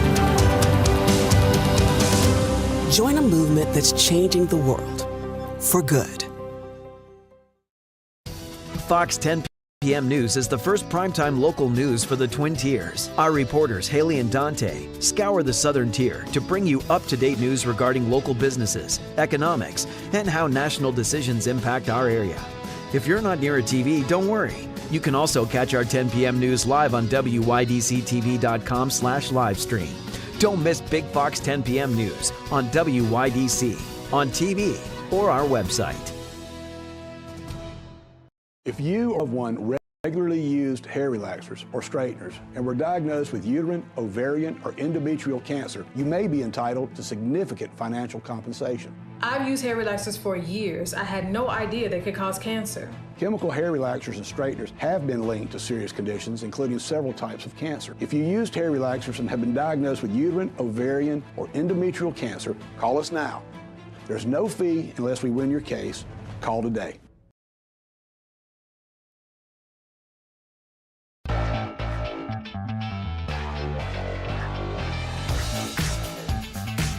The Frankly Speaking Roof Cam brought to you by Boss Security in Horseheads. Contact them today for all your business and home security needs. We are back, broadcasting live from the Hesselson's studio. Thank you so much to Dave and Lynn for being on the program to tell us all about Notre Dame's 70th year celebration kicking off. Well, I think school actually kicks off today, but the festival is on Saturday. So that's all the information, and you can scan that QR code right now. But at any time, you can get your tickets there. But the noon to 6, absolutely free. You see all the fun events. You heard all about it in the last segment. So thank you to them for bringing us all that information. We do appreciate it. We appreciate our community leaders at Notre Dame High School. Okay, let's go to some viewer comments. I think I got them all. I think I missed a couple. Sorry if I did. We've been jam-packed with, and that's a good thing, with comments this morning. Okay. This viewer writes in, one of my crazy Facebook friends posted about another No King's Day protest on October 18th, and will most likely gather in Corning. Yes, I think for most of the No King's Day protests or any of those type of protests, it's kind of been switching back and forth to Corning, but Corning seems to be the hub. They should call it No King's Day again. Yes, I think there's so many. I will say at the beginning of the summer, and especially spring, they were frequent, the protests, sometimes 2-3 a week. I remember around Easter, I want to say it was at least twice a week, and that was by Wednesday. So yes, very unwieldy if you have a life outside of protesting. Prepare to be transformed, this viewer says. I'm sure that they've fine-tuned their message. Yes, maybe you could pass out some of your Frankly Speaking business cards. I think I'm busy on the 18th. I appreciate that, though. Appreciate the sentiment. But yes, it is. It's not as frequent as it was, but they get some good crowds. Okay, Comment from a different viewer. On the flip side, I didn't hear social workers and counselors say they signed up to be police officers and domestic violence officers either. That's a very great point. The argument being that there was the National Guard didn't sign up, according to Adam Schiff, for that job in LA or to be with ICE or whatever the case may be. I think that's interesting because I don't remember that argument being made, for instance, when Governor Hochul sent them in to be corrections officers. Yes, people that disagreed with it said it, but I don't think Hochul said that, or to be subway patrol men and women. So to your point, when people like Mamadani and others have called for social workers instead of police, I don't think social workers signed up for that. And the few social workers I've known in my life, I'm sure would not have signed up for that, for being a police officer or domestic violence officer. So great point. Very salient point. Comment from a different viewer. Good morning, Frank. Well, good morning. If someone runs against Chelsea, will they also have an unfortunate accident? LOL. I don't know. This is going to be very interesting. Chelsea Clinton versus Kennedy. Again, this is all speculation. All right, comment from a different viewer. The latest Democrat to challenge Elise Stefanik, which I think there's quite a few, isn't there? I don't have the exact number there, which I could tell already. We want to go to New York State issues, so we're going to get to that. Dylan Hewitt is his name. He made a point of saying he's wearing his high school dance shoes during his announcement speech. I have to be honest, I watched the speech, and Dylan doesn't look like he has any good dance moves or gives anybody a reason to dance. I do not know all the candidates running against Elise Stefanik, but why don't we get to New York State issues? Just a couple other comments. Let's see. Frank, this is a nice comment. Frank, when I watched Dwayne Eddy's interview with you, yeah, he kicked off. He gave us interviews that first week live from Nashville. I could tell how genuinely pleased he seemed with you and your efforts to initiate this legacy, and you should take the credit you deserve, well, in giving that to him. Thank you. I look forward to being there on the 20th. Oh, great. Wonderful. Yes, Steuben County Hall of Fame. I overnighted the plaque. They were always, Dwayne, always very proud of being from Corning, and was very happy to be recognized. So thank you for that. That's very nice. That made my day, that statement. Okay. I do have some international issues, but I cannot miss today's program without getting to New York because there is some fun happening in New York. First of all, I happened to run into the Assemblyman, Phil Palmisano, and he is on a road trip. They are going around the state to talk about, they're calling it the Energy Tour. Let me tell you a little bit about it. Assemblyman Phil Palmisano, and ranking minority member on the Energy Committee, kicked off his statewide. So Phil Palmisano, I worded that strange. He's an assemblyman and the ranking minority member on the Energy Committee. That's why he's so passionate and helps us out so much on this program, trying to explain the disastrous energy policies coming out of Albany because of the one-party rule. They kicked off their statewide energy tour yesterday in Buffalo, where he was joined by many of his Assembly and Senate colleagues. This is first of several stops across the state. They're even going into New York City. I think this morning they're in Rochester. They will hold Governor Kathy Hochul, along with legislative Democrats, accountable for the disastrous and costly energy policies that are raising utility rates and will continue to do so. The policies will eliminate consumer energy choice on their march to full electrification of the grid and have no consideration for energy affordability, reliability, or feasibility. This is what the Assemblyman had to say. And then those joining him yesterday, and this is kind of, think of it as a festival tour. Some of the players change depending on which area he visits. But Will Barclay, Assembly Minority Leader Will Barclay, joined him yesterday. Assemblyman Steve Hawley, Assemblyman Patrick, I'm going to try here, Schladzinski, Assemblyman Andrew Molitor, Assemblyman Paul Bologna, Assemblyman David DiParita, Assemblyman Angelo Moreno, and then Joe Semplinsky was there too, so we'll read his quote. But first, we'll lead with who kicked this all off, his statewide energy tour. We'll try to keep you as updated on this as possible because they're trying to hit a lot of areas to spread the word on these failed policies that are costing us so much as New Yorkers. The Assemblyman said, "For years, my colleagues and I have warned that the radical energy climate agenda being pushed by Albany Democrats would make life more expensive for New Yorkers, and now it is finally happening. Under the not-so-watchful eye of Governor Hochul, we have seen energy affordability, reliability, feasibility, and consumer energy choice take a back seat to please the radical Green New Deal advocates. Our Democrat colleagues told us that we were simply fear-mongering. But the fact of the matter is we were right all along. The average New Yorker will now continue to pay more per month while sacrificing energy choice, reliability, and risking overwhelming the grid. And the worst part about this, it does nothing to save the environment. New York contributes just 0.4% of global emissions worldwide, while China contributes 30% and has 1,000 coal plants and is building more every week. In fact, even if we achieved 0% emissions, the effect on the environment would be minuscule. Instead of virtue signaling, Albany Democrats should admit they made a mistake and work to make our energy policy more affordable and reliable for New York families and businesses. The fact of the matter is, even though 60% of New Yorkers heat their homes with natural gas and 40% of our generation comes from natural gas, Governor Hochul and Albany Democrats' energy policies are simply designed to dismantle the affordable and reliable natural gas infrastructure, supply, and delivery system. It is designed to take away consumer choice on how you heat your home, cook your food, power your buildings, and the vehicles you drive. It will jeopardize the reliability of the grid, leading to dangerous and deadly blackouts, and will continue our nation-leading out-migration of more New York families, farmers, small businesses, and manufacturers leaving the state. So thank you to Assemblyman Phil Palmisano, not only for that message, but spreading it statewide in areas and locations that may not be hearing the truth on this.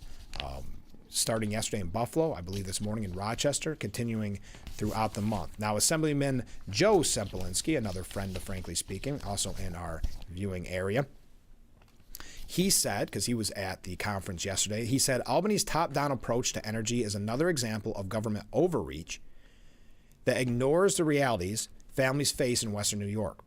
We're tired of Albany politicians pushing costly mandates that make life harder and more expensive while doing little to nothing to actually help the environment. As a member on the Environmental Conservation Committee, I know we can pursue cleaner energy in a way that is dependable and affordable. This plan is neither. I'm grateful to Assemblyman Palmisano for leading this effort to hold the majority accountable and to fight for a sensible energy future for our communities across New York. So kudos to everyone involved in this.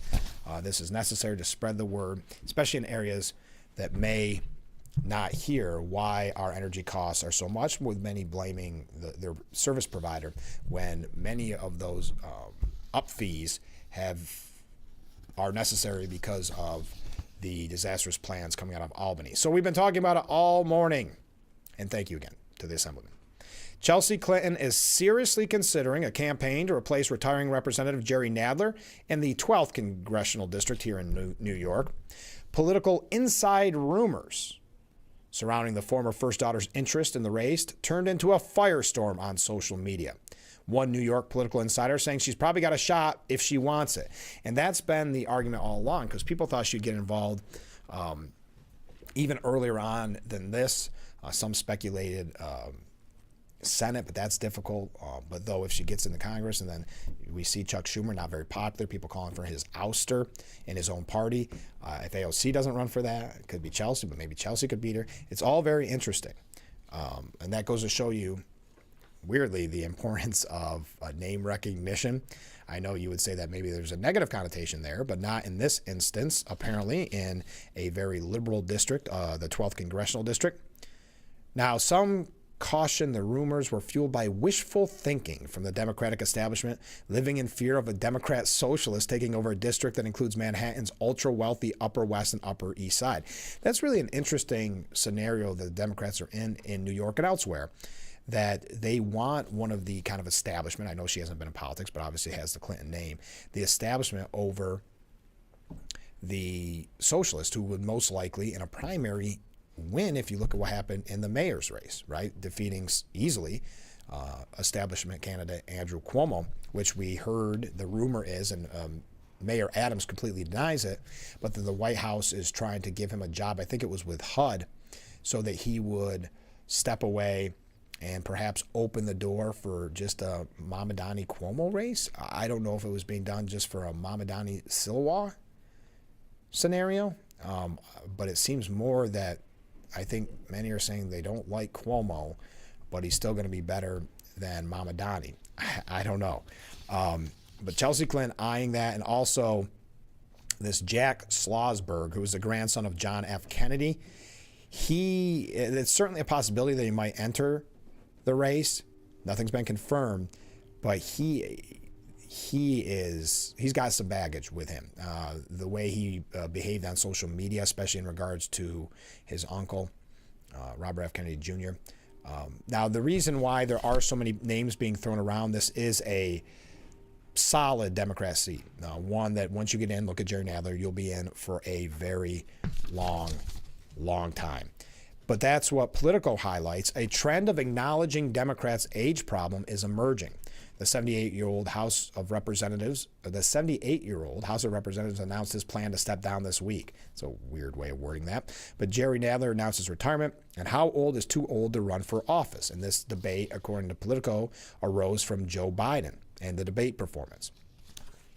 So they go on to talk about the getting younger blood, but I think to that point about Chelsea, people are concerned that the young blood that are getting involved, and that's who Nadler said he was handing it over to, fresh faces, a new generation, have trended even more extreme left, wanting to be the face of the resistance, wanting to prove their socialist bona fides like Mamadani. He does not hide that. That is something he is proud of.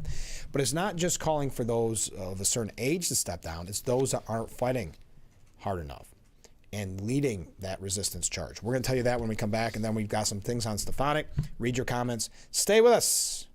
We'll be right back with Frankly Speaking here on WYDC TV, Big Fox.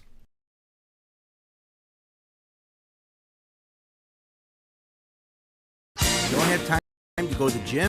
The health club is not an option?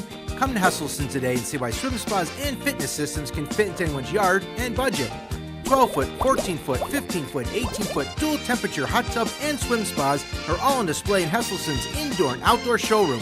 Try before you buy. 0% interest-free financing options are available on every Hesselson swim spa. Swim and exercise year-round and start making every day better. After 70 years, it's still fun to poke in the corners at Hesselson's. When you're online, don't forget to visit our Facebook page at Big Fox News. Catch up on news from the Twin Tiers. Vote on the daily question and hear about local events. All on Facebook.com/Big Fox News. Steuben County Office for the Aging will be hosting a public hearing on Thursday, September 18th at First Presbyterian Church in Bath. This hearing is to review the 2026 annual implementation plan for the Older Americans Act and the Steuben County Office for the Aging. This public hearing will take place at 9 a.m. on Thursday, September 18th in the Fellowship Hall of the First Presbyterian Church in Bath. Copies of the plan will be available at the Office for the Aging.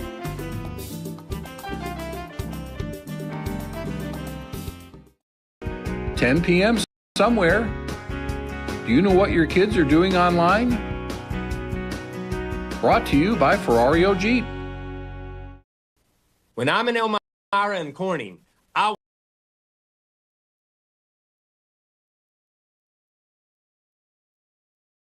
The Frankly Speaking Roof Cam, brought to you by Boss Security and Horseheads. Contact them today for all your business and home security needs. We are back, broadcasting live from the Hesselson studio here on Market Street, Corning. A couple of viewer comments here. Good morning, Frank. Well, good morning, Rick. My two-word description for Trump's policy is cryptocurrency. I think that's crypto, unless they're calling that like it's a ripoff or something. Cryptocurrency. I have to throw this in, Rick writes and continues. The Florida Surgeon General is an idiot. He seems to be locked up. He should be locked up. Going to be a lot of sick people in Florida, a lot of extremely sick kids because of foolish parents making uninformed decisions. The government has to tell all the people to get vaccinations so that all the nitwits will get them. Maybe if they drink more orange juice, they'll be okay. That this is in reference to the vaccine mandates going away in Florida when it comes to being enrolled in school. They need to fire Kennedy too, says Rick. He's another nut with authority he doesn't or he shouldn't be allowed by law to have. Wow. Have a good one, y'all. Thank you, Rick. Comment from a completely different viewer. Phil's statement, and that was a statement on energy as they tour around the state to talk about the failed policies of one-party rule in Albany and Governor Hochul. Phil's statement that you just read on the energy policy of New York needs to be tattooed on every politician's arm and repeated to all New Yorkers. I will pass that along to Phil, and I agree.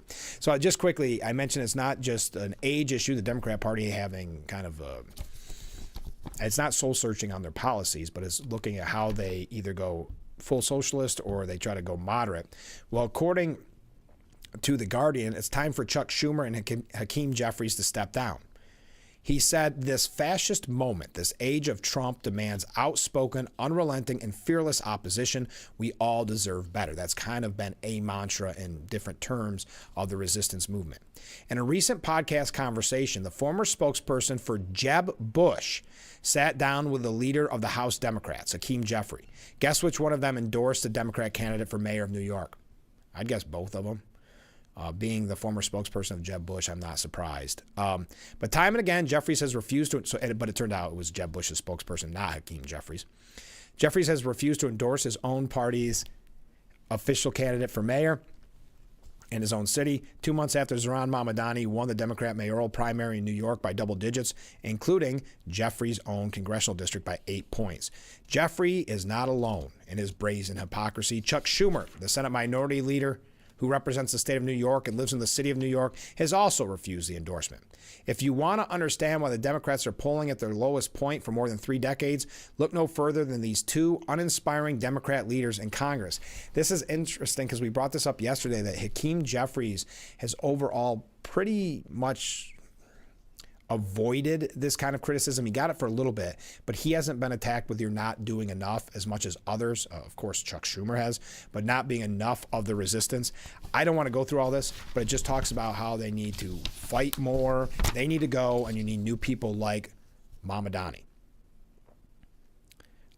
This is very interesting. In the past, it is past time for both Jeffries and Schumer to step down and step aside.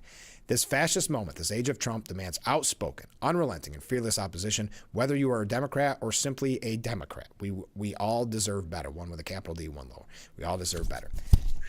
There you go. So we've got some political infighting. Hey, when we come back, Elise Stefanik, and then this is our last segment, so get your comments in, and we are going to breeze through a lot of topics that we just did not have a chance to get to. So sit back, relax, still plenty of time to get all the news that you need before you start off your day. Stay with us.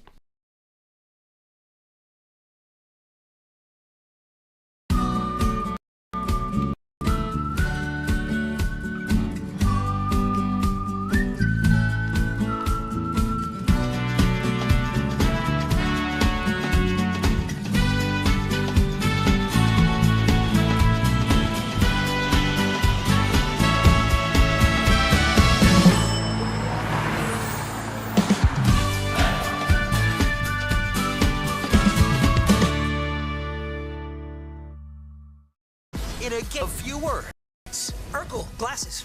Nerd. It pays to know your nerds. If you guys didn't get nerd with me sitting up here on this show, 25 words or less. Weeknights at 5 and 5:30 on Big Fox. If you are one regularly used hair relaxers or straighteners and were diagnosed with uterine, ovarian, or endometrial cancer, you may be entitled to significant financial compensation. I've used hair relaxers for years. I had no idea they could cause cancer. Chemical hair relaxers and straighteners have been linked to serious conditions, including several types of cancer. If you used hair relaxers and have been diagnosed with uterine, ovarian, or endometrial cancer, call us now. There's no fee unless we win your case. Call today.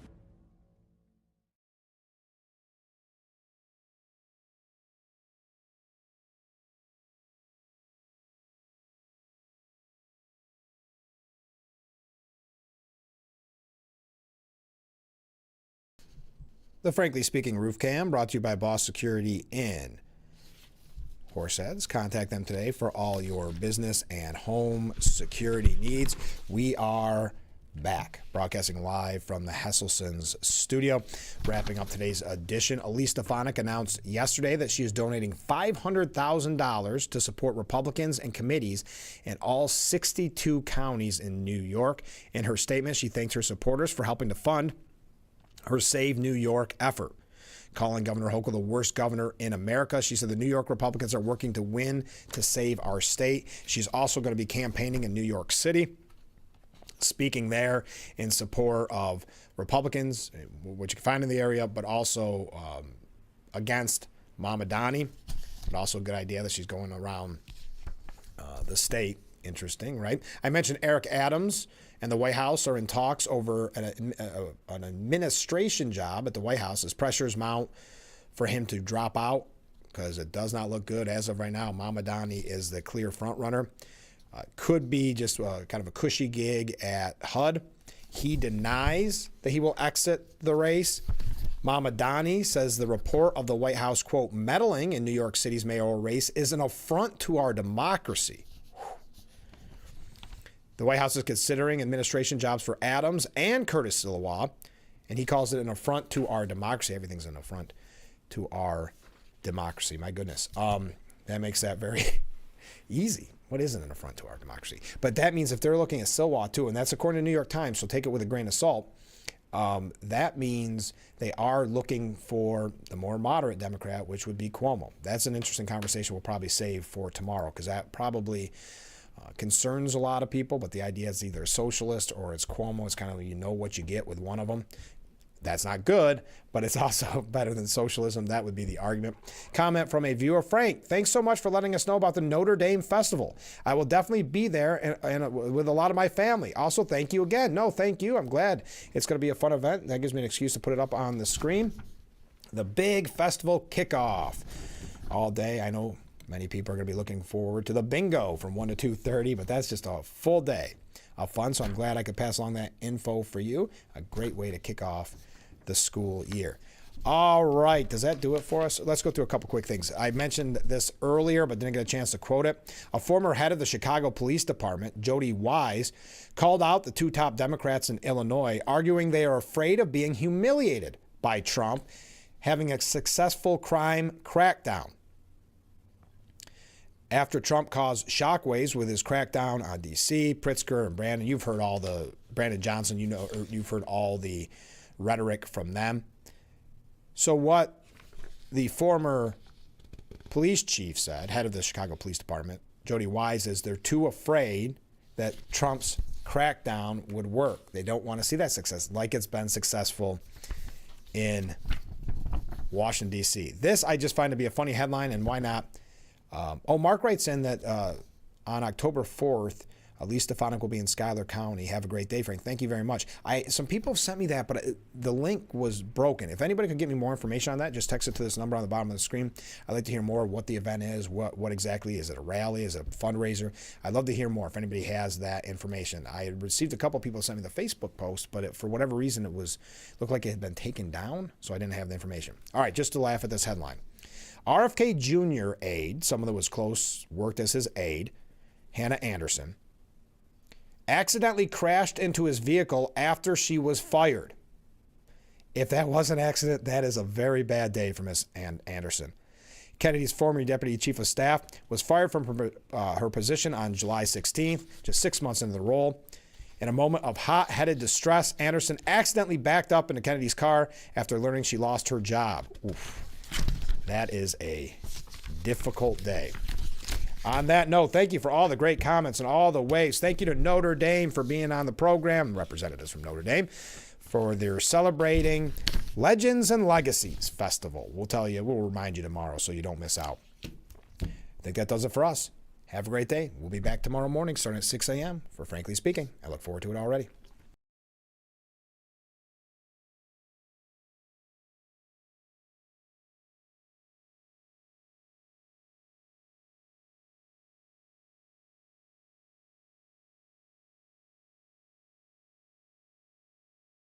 Steuben County Office for the Aging will be hosting a public hearing on Thursday, September 18th at First Presbyterian Church in Bath. This hearing is to review the 2026 Annual Implementation Plan for the Older Americans Act and the Steuben County Office for the Aging.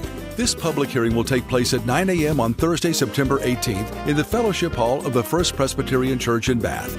Copies of the plan will be available at the Office for the Aging.